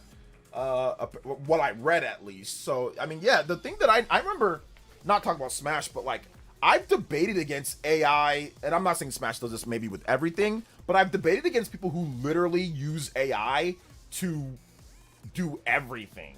Like I said, I'm not saying Smash is doing that here, but you know, there were some parts where maybe he was. But I've debated, like the guy that me and Prime debated against, he's an AI slop tuber. Like he uses AI for everything, to dictate everything for the most part. So a lot of these people that use AI for stuff, man, they're like, that when they're set on the AI tells them one thing, they think that thing. And that's why I think a lot of people were using AI to say that the Switch 2 was going to fail, because they were saying, oh, well, you know, Nintendo hasn't revealed like the pre-order numbers, or, oh, there isn't as much anticipation. People are saying negative things. So I think AI bots were telling people like YouTubers and content creators that use AI like to formulate their opinions, they were telling them that the Switch 2 isn't going to do well because so many people are angry. I'm pretty sure that that's what Chat GPT was telling before we got the, you know, the 3.5 million in the first number of days. Before we got all that, I'm pretty sure Chat GPT was telling AI bots that Switch 2 was gonna flop, or like Switch, nobody's excited for it. A lot of stuff she's suing him over, she actually admitted was true. A lot of stuff that she's suing him over. Well, we'll see what the courts say though. I don't think that's an easy. I don't think he's an easy target. I don't think that's an easy target. I don't think so. I don't think that's an easy target, because Smash is a pretty competent person when it comes to him talking. It's not like it's not like he was a small YouTuber with no fans or anything. So that's not an easy target. So I don't know if you're saying Smash is an easy target. I mean, that means you don't think much of him or his channel, right? If you're saying, oh, he's an easy target, no, I wouldn't say that. He's a 100K content creator. How would he be an easy target? And she's not like the top of the line journalist out there. It's not like she's freaking Jeff Keighley or like, you know, top of the line industry or media personality. She's not the top of the line. She's not as high up as like Kai Cenat or like Speed or like, you know, these really big content creators or writers. Like, I don't think she's even up to like where like Paul Tassi or Andy Robinson were in the community when it comes to writing. So yeah, I disagree with the whole easy target thing. I disagree with that, considering Smash JT has well over 100,000 subscribers, you know, on his channel. So yeah, I'm like I said, I don't really have any dog in the race. You know what I'm saying? Like I said, I did work with Smash JT, and I do feel that, like, you know, like I do feel that he should be allowed to obviously say what he needs to say and all that, but I do think that it was excessive. When I started seeing how many videos he's made, I do think that is a little bit excessive. And I think that, you know, to be on the safe side, you probably shouldn't make that many videos on one person. You know what I'm saying? Like, to be on the safe side. That's just my own personal opinion, because like, even if he's right or he's wrong or he's an easy target or whatever, it's not worth the stress that you're going to put yourself and your family through. It's not even worth this type of stress, right? Like, think about all the stress that he's going through. Think about all the legal fees, whether he's right or wrong. Is it worth it? Of course not. And I think he would probably say that too, that it's not worth it. I don't think anybody, like I said, there's no winners here. I'm pretty sure she's stressed financially too. She's stressed as well. But I'm not sure if she has like kids and like a husband or a wife or anything like that. I mean, he's got kids and he's got a wife. And that's why I wish, like, you know, I didn't say anything to Smash beforehand, because I thought that maybe he would just stop. But if I would have known, I probably would have DM'd him and said, yo man, like before the lawsuit, I would have said, hey man, like, I would have probably hit him up and be like, dude, just leave this alone. Just stop talking about her. Just stop talking about her. Like, or just don't talk about her specifically. Just reference, just like say, you know who, like, don't directly, you know, because like this type, like I said, I you know, like I said, I work with Smash. Like I still got, you know, I don't think he's a bad dude. Like, I think that he said some things that obviously I disagree with, but you know, like I said, it's still somebody that's an acquaintance. At least, like I said, we don't collaborate anymore. But, you know, he's got kids. I still feel for his kids. You know, I still feel for his wife. I still feel for his kids. His kids got nothing to do with this. You know what I'm saying? And now they're being dragged into this. So I feel for him in that aspect. So if I would have known that it was going to get this crazy where it's 80K, and I would have probably tried to talk him out of it, you know, but I didn't. So it is what it is. But, I mean, I don't think he would consider me a friend per se. Just like a former, like, acquaintance, like when it comes to like content creation, right? But it's still enough to where I can reach out to him, like, you know, I can DM and say, hey man, I don't like this, or like I'm not sure about this, what you said, but you know, it's all good. Yeah, I mean, that's the smart advice. The smart advice, like, listen guys, when it comes to any of these people online that are in legal problems, or these people that say things and they get themselves in legal problems, if you have real friends that you trust and respect, they would all get you out of that situation, right? If you had anybody telling you, but I think the biggest problem that content creators deal with, especially when it comes to legal issues and going to court, is that their fan base eggs them on. They do not have the right people around them. Look at the whole Chud the Builder situation. His fan base sits there and eggs him on. People online, yes, people online say, no, you shouldn't, but people online egg him on. They donate to him. They subscribe to him. They tell him, oh, what you're doing is right. They don't think about his boy. They don't think about his family. They don't think about the stress. They don't think about the penalty. What they think about is their entertainment. What they think about is their ego. What they think about is their beliefs. They don't think about everybody else that's going to get wrapped up in the tsunami of what you're doing. And that's the main reason why, like I said, when things get too hot when it comes to stuff that I say, bro, when things get too much when it comes to what I say, I simply back off and I let it go, you know? Simply just back off.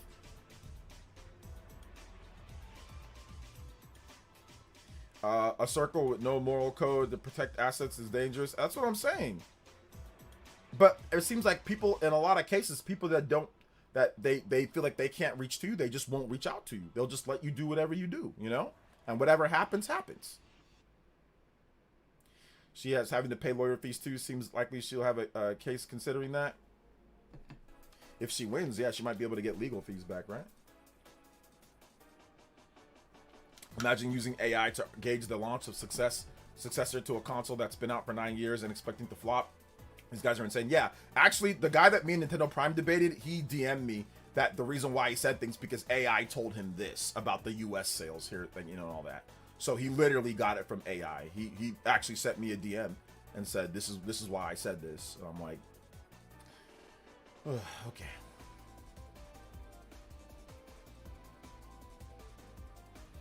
Let's see here. Clickbait videos on Bungie. Wild, but some putting Sony close Bungie in the title. Yeah. Yeah, there's a lot of clickbait videos on Bungie. There's a lot of clickbait videos. A lot of clickbait videos.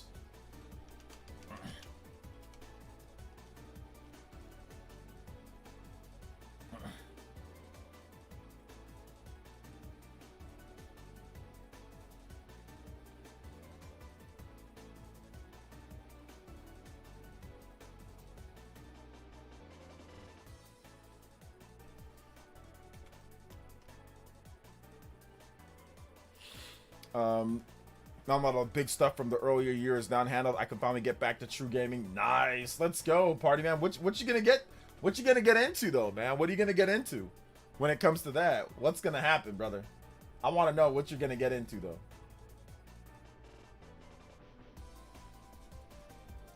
I want to know what you're gonna get into. What games are you guys gonna be playing?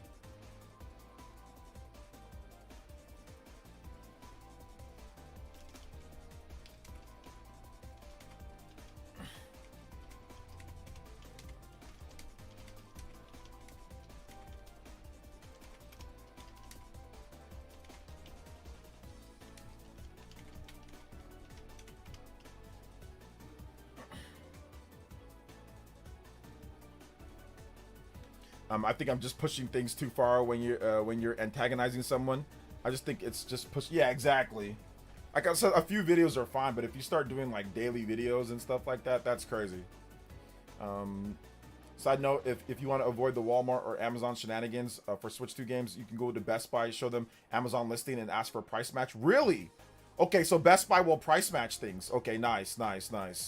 Yeah, I'm probably gonna do stuff like that. I'm probably gonna. Well, can you pre-order it and then price match after you pre-order it? Because like, what if you want to pick it up? Like, you know, will they?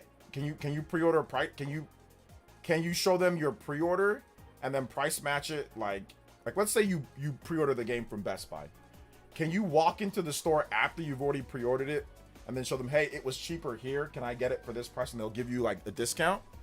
Can you do that?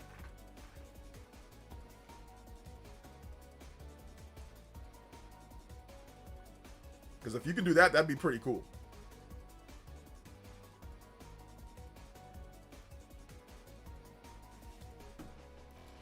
Yes, I'm pretty sure. Okay, nice. I might do that then. I might do that. I already pre-ordered Star Fox. I gotta pre-order Splatoon Raiders. So we'll see what happens there.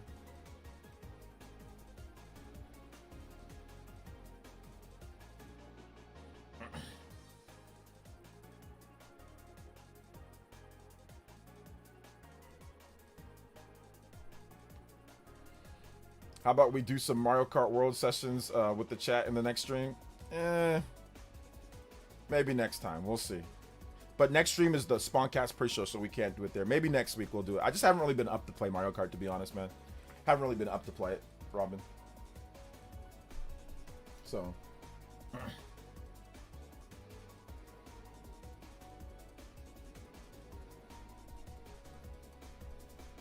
Wait, that's a solid for Raiders. Raiders then. Yeah, it's good for Raiders. Exactly, it's good for Splatoon Raiders. When it comes to that. All right, let me see this trailer for. Right now, I don't want to play anything but Romancing Saga. That is literally the only game that I want to play right now is Romancing Saga. Till freaking Yoshi, I'll pick up Yoshi whenever, but till Star Fox comes out, like, I don't think I want to play anything but Romancing Saga. And wait, when's the Adventures of Elliot? The Adventures of Elliot too. But yeah, like I want to play. Like I don't know. I just don't feel like playing multiplayer right now. I'm just not in the mood. Getting into this Yoshi game starting off seems alright so far. Really looking forward to Star Fox coming up next. Yes, let's go, man. Yeah, the only requirement is that they shipped and sold from Amazon, basically not third-party listing. Okay, cool. June 18th. Okay. June 18th. Alright. I think there's a minute trailer for Tales of Arise. Let's see how it looks. Well, it's on Twitter, so it's compressed, but whatever. You can price match anything at Best Buy as long as you're still you are still in the return period. Okay, nice. But not anymore. I've met people who I care about, and I won't lose that. Yeah, never ever again. Crazy here. Let's go! Once and for all, we are going to end centuries of terror and death, right here, right now. So please, grant us your strength! Show all cutscenes at 60. May exist here. They show all the cutscenes at 60 FPS instead of the gameplay at 30, so it looks like it's smooth at 60. Everything must be the same. Okay, there's some gameplay at the 30 FPS. There's something you need to hear. For another chance at life. To bring forth a better world and being true to ourselves. With all the people we love, we'll be together forever. Tear down the walls! Yeah, Bandai Namco, yeah, I'll pick it up when it's cheap. I do want to check it out, don't get me wrong, but I'll pick it up when it's cheap. I'm good on picking it up day one.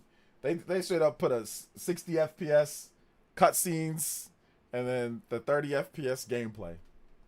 It's not false advertising, no, because the cutscenes are at 60 FPS and the gameplay is at 30 FPS, but they put more of the cutscenes, you know, to show the game off more so than anything. I mean, you already know what the game is, so that's fine. But at the same time, shout outs to King Mr. J. Yo, thank you for the Twitch raid with 5 raiders coming through. Yo, shout outs, man. I appreciate that. Raid time. Hey, thanks for the raid, brother. I appreciate it, guys. No worries. Got to finish Romancing Saga first. I just don't feel like playing multiplayer. I'll be honest, man. I feel like in a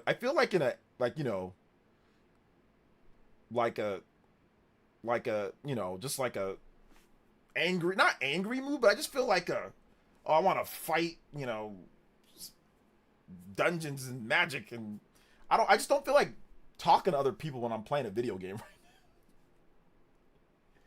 If you want me to be a buck, man, like in terms of like personal stuff and all that, everything's fine. Like I don't have a problem. Like everything's good. My wife's good. My family's good and all that. But I don't have the capacity because, like, you know, I'm always talking to my boy because I'm teaching him how to talk, and I'm always, you know, talking with my wife and talking like with my family. I just don't feel like playing games and talking right now. And I just feel like relaxing, being able to pause the game whenever I want, being able to just, you know, eat food if I take a break. I just want to be able to just pause the game. I don't want to play games with anybody right now. I just don't feel like it. You know, I just have not been in the mood to literally play games. I mean, even you guys, everybody, I'm just not in the mood, and I don't want to do something. Like I said, I know we usually do like, oh, we play, you know, we do that, and I get that, guys. That's part of the reason why some of you guys are elite ninjas and all that. And I promise you, when there's a game that I feel like doing that, like in the mood for, I promise you, trust me, it'll be there. Like when Platoon Raiders comes out, we'll see how that game is. But for sure, like, you know, obviously next Smash Brothers, obviously the next, you know, big DLC pack for Mario Kart, obviously, like, you know, games like that, you guys know I'll be there. We'll play a lot. But like I said, right now I just don't feel like it. Like I just don't feel like it because I'm like literally, I talk all the time here with this, and then I'm also playing games like with my son and all that. And I just don't feel like playing, like whenever I do play a game, I just feel like playing something that I really want to get into story-wise and all that. I just don't feel like playing like multiplayer right now. Hold the phone on the Unreal Engine 5.8. Wait, don't get your hopes up. Be realistic, you know, when it comes to that. So just wait before you start thinking that everything's gonna run so much better. Let's see here. Deceptive trailer. People might think it's 60. It's not deceptive. The cutscenes are at 60. They showed the gameplay at 30. Like, it's not deceptive. They literally showed gameplay that was at 30 and cutscene that was at 60. It's not deceptive. It's literally how the game runs. The cutscenes run at 60. The gameplay runs at 30. I mean, it's not deceptive. I mean, some people might be deceived, but it's not deceptive in terms of the marketing. If they somehow put like the PS4, or not PS4, the PS4 version runs like that, but if they put like the PS5 version running at 60 in there, then yeah, then that's deceptive. But they didn't. They showed the gameplay. They showed the frame rate of the gameplay. They didn't show a lot of it, but they showed it. And you can tell that it was 30.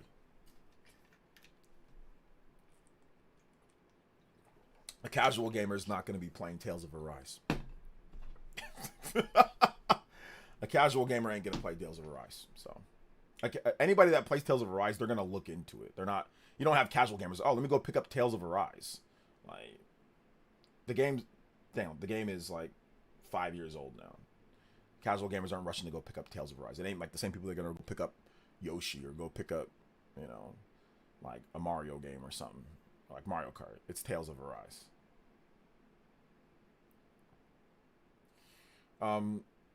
Hey, what's up, Edie?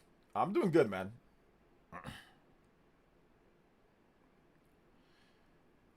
Let's see here. The only multiplayer I play recently is the Helldivers. Helldivers 2 every day with my brother. Other than that, it's been FF7 and Elliot. Okay, nice. Star Fox, we might play that multiplayer. I gotta see how good that multiplayer is, but Star Fox definitely a game that I'm gonna check out potentially multiplayer.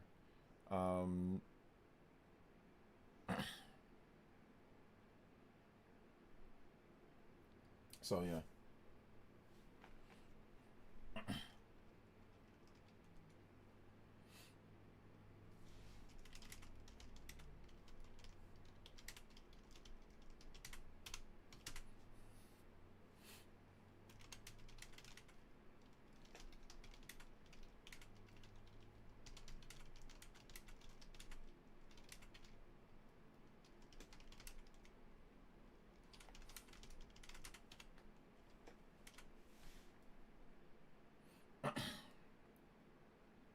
Only casuals that might be deceived might be in the Genshin Impactors. Nobody's deceived from Tales of Arise.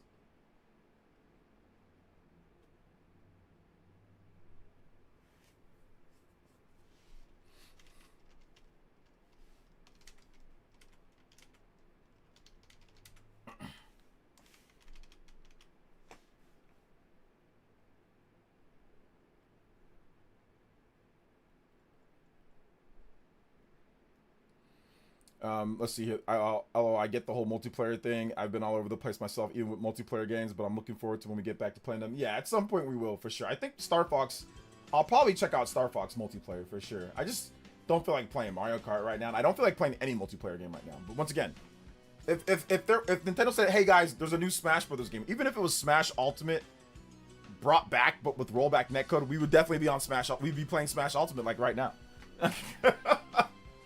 So that's the thing, man. If it was like based on, like, I gotta be into it. Like, if I'm not into it, then I don't really feel like playing, you know? So that's the thing. Like, that's the thing. I'm just not really, I just don't feel like playing anything right now. So once I feel like it, then we'll definitely play. 100% we'll play.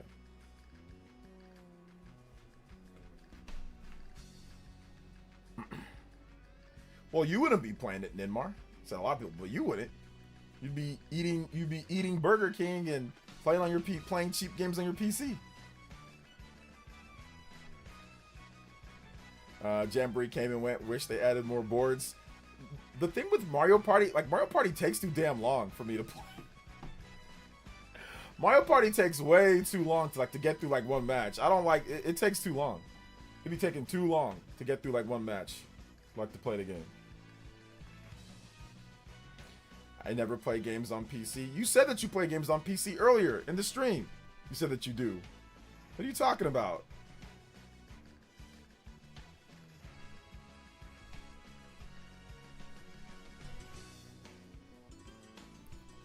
Let me read through your comments here. Was that somebody else that said that? Give me a second.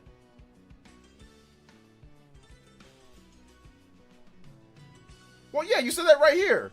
That's me so many... When I was talking about me keeping on playing games till the point where like the time just goes by, you said, PlayerEssence, that's me so many times on my PC. I tell myself a few more minutes. Okay, I think you meant just on your PC, just like watching videos or watching stuff, not actually playing games. I thought you were talking about PC games. My bad. I thought you were talking about... You said... Because you said, that's me so many times on my PC. I tell myself a few more minutes. Okay, so you're just talking about just being on your PC, not actually playing PC games. Okay, okay, I got you. Cool.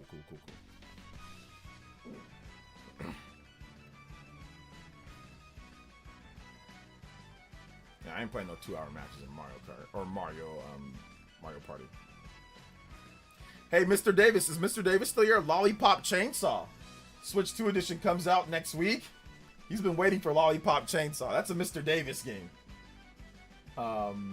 That is a Mr. Davis game. Oh man, good stuff. Good stuff,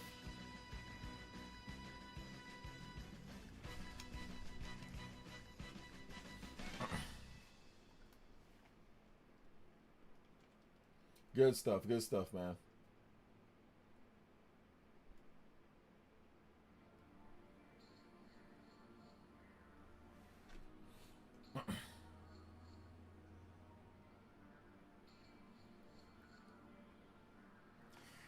Hey, what's up, the cool guy? No, you're good, man. What's good? Welcome. How you doing today, the cool guy? Appreciate you being here. Appreciate all you guys being here. Shout out to everybody watching the vids too, man. You guys have been awesome. Seriously.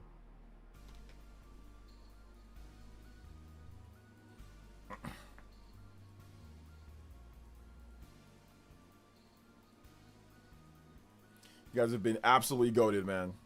Absolutely goated.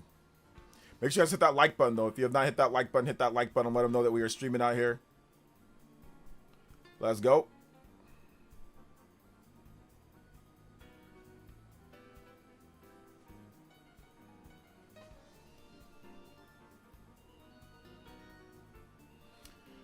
If I didn't say anything for a while, I was helping cook some food. No, it's all good, man. He still needs painkiller. That was Mr. Davis's game. He wrote a whole draft for Painkiller, bro. Wrote a whole draft for Painkiller. It looked like a brawler beat 'em up game that he wanted me to get platinum games to make for him.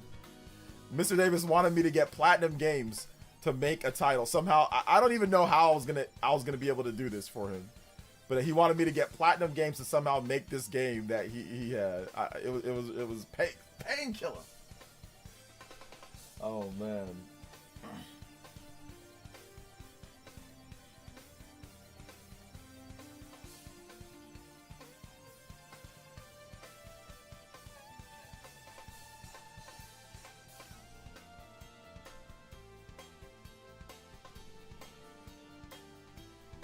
Painkiller out here.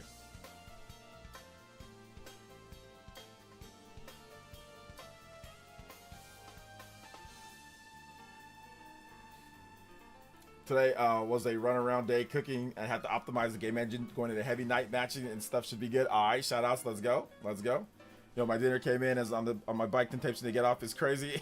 Dinner came in as I'm on the bike. Oh my gosh, yo, you got like Uber Eats or something like that? Nice, good stuff. Also, big love, shout outs to Dane, my boy Dan. I don't know if you're still here, but if you wanted something when you dropped that dono a little bit ago, if you wanted something, let me know because you didn't ask for any music and you dropped a few donos on there. Shout out to everybody. I appreciate you guys. Combo breaks. 12 combos away from that platinum. Let's go. Are you playing Star Fox Online though? Yeah, I said that we're probably gonna play Star Fox Online. I said that. Remember, in order to play though, you have to be a member. So we're taking member only for when it comes to like any multiplayer games. You got to be a member to play. So keep that in mind. Unless we don't have enough people, then I'll probably just like put the code out there or whatever the case is. So, all right, okay, I see what Nintendo was talking about. Shout out to Shaw X with the 10. He says, "What up, peeps? Been here the whole time, but I was working." Hey, yo, big love, my man. Yo, let's go, Shaw X with the big 10. JoJo Friday, we out here, brother. Thank you for the big 10, brother. Yo, should we get the combo break? Should we get the JoJo?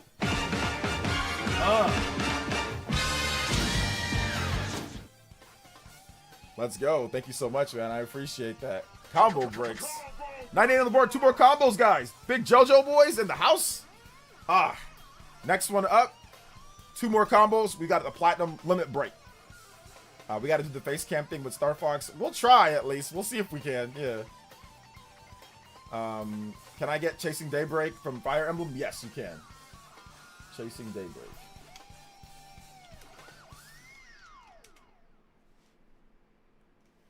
So yeah, Miyamoto talked about the next Mario game. So here's what he had to say. And a special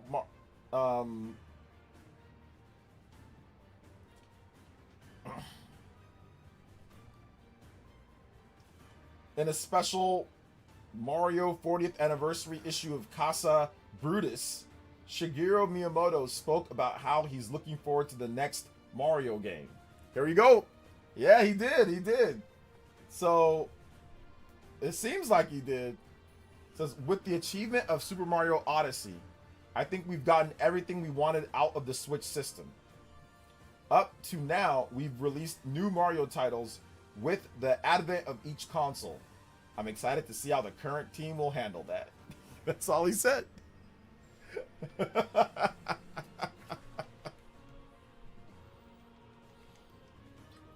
So I'll make a clickbait video talking about the possibilities of the next Mario game and what it's going to be. You know, that gives me just enough to talk about it in a video, but I think it should be cool. I need more power, Mario. Here we go. I need more Mario. Oh man, it's looking good. It's looking good for sure.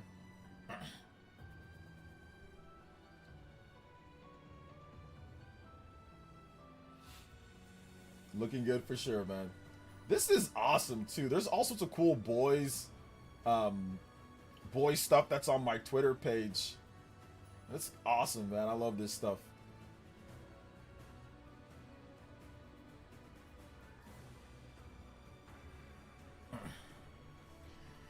I've been playing some Pragmata, and I took like 6 strong robots with a little health, and somehow I survived. We were too close. Hey, good stuff, man. OJ, whenever you ask some guy on Twitter to drop their Xbox, Steam, and PSN, it always cracks me up. Has anyone ever actually responded? They have. And I proceeded to roast what they play. And they got super defensive. There was this one time where somebody, he was like, "Oh, Nintendo sucks. They don't do this." It was like this, probably like a young kid, maybe like early 20s or like teens. And he was like, "Oh, Nintendo sucks." I was like, "All right, what should I play?" You drop your piece, because it was a PC schizo.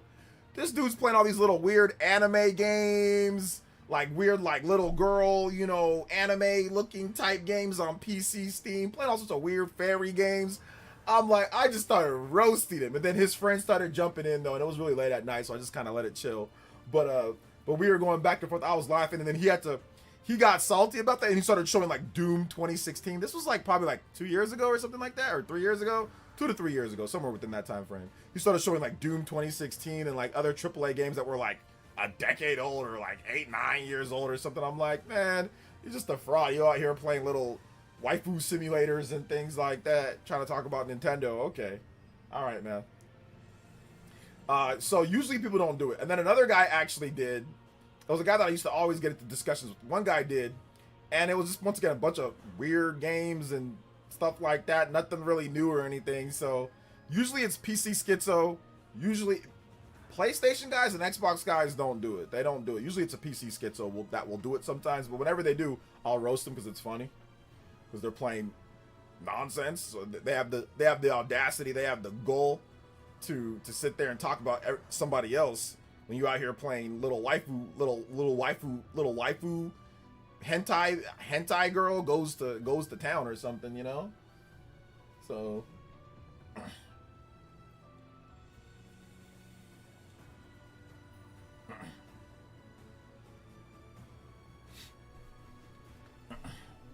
So it is what it is.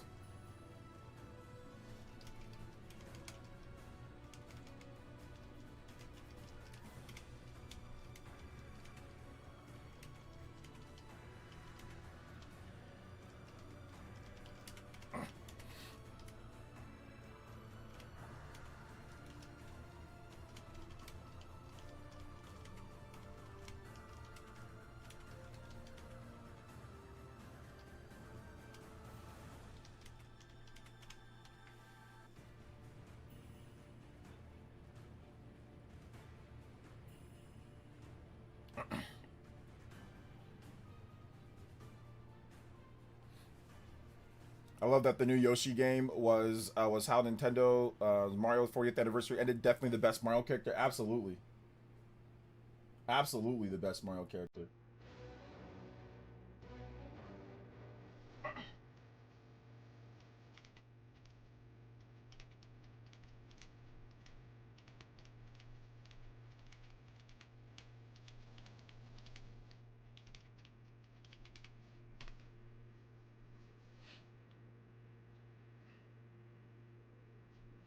Are you interested in the new Brigandine Abyss games? Nah, not really. I'm not really interested in that one. No, not really interested in that.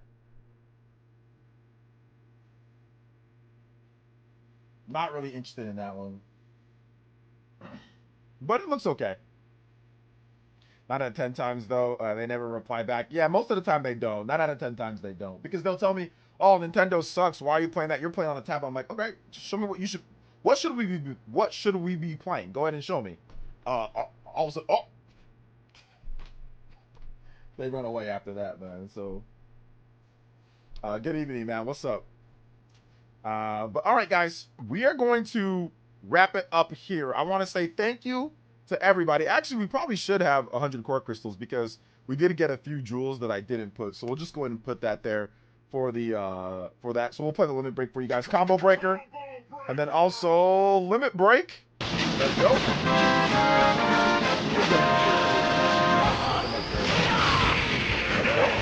it's got to do is tease the game in the June Direct. I don't think there's going to be a tease in the June Direct, but I think that in the Fall Direct there will be. I think they're going to do the whole Zelda thing. They're going to do Zelda for this year, and then at the end of this year, or maybe even next year, they're going to do Mario, but we'll see. We will see. All right, guys, but that's going to wrap it up for this one. Thank you so much for coming out to today's stream. I hope all of you guys had a good one. I am going to be back with a new video talking about Mario and talk about other stuff in just a probably tomorrow. We'll have a new video for you guys, so that should be a lot of fun. So we will check that out when you can check out that video tomorrow. And check out my most recent video as well. If you guys haven't seen it, I talk about some of the big Switch 2 game leaks that's happening here. So looking forward to that as well. Boom, boom, boom, boom. Big love to Frederico. Shout outs to Shaw X. Shout outs to all the JoJo peeps that dropped JoJo donos. Dan Gonzalez, George FT, Justin. Thank you guys so much, man. You guys have been goated. Once again, Shinru. Also, Shinru with the 5 gifted as well. Thank you so much, Shinru with the 5 gifted. Let's go. So I appreciate that, guys. So, all right. He'll be back to deal with Felipe in chat. I know, we had to... It was so much more peaceful without Felipe here. I'll keep it a buck. It was nice. It was nice and peaceful. Because he was not going to let that Metroid one go. He wasn't going to let it go. So it was kind of peaceful. It was kind of cool. So, all right. Thanks for coming out to the stream, guys. I appreciate that. And we'll see you guys for the next one. All right. Peace out, homies.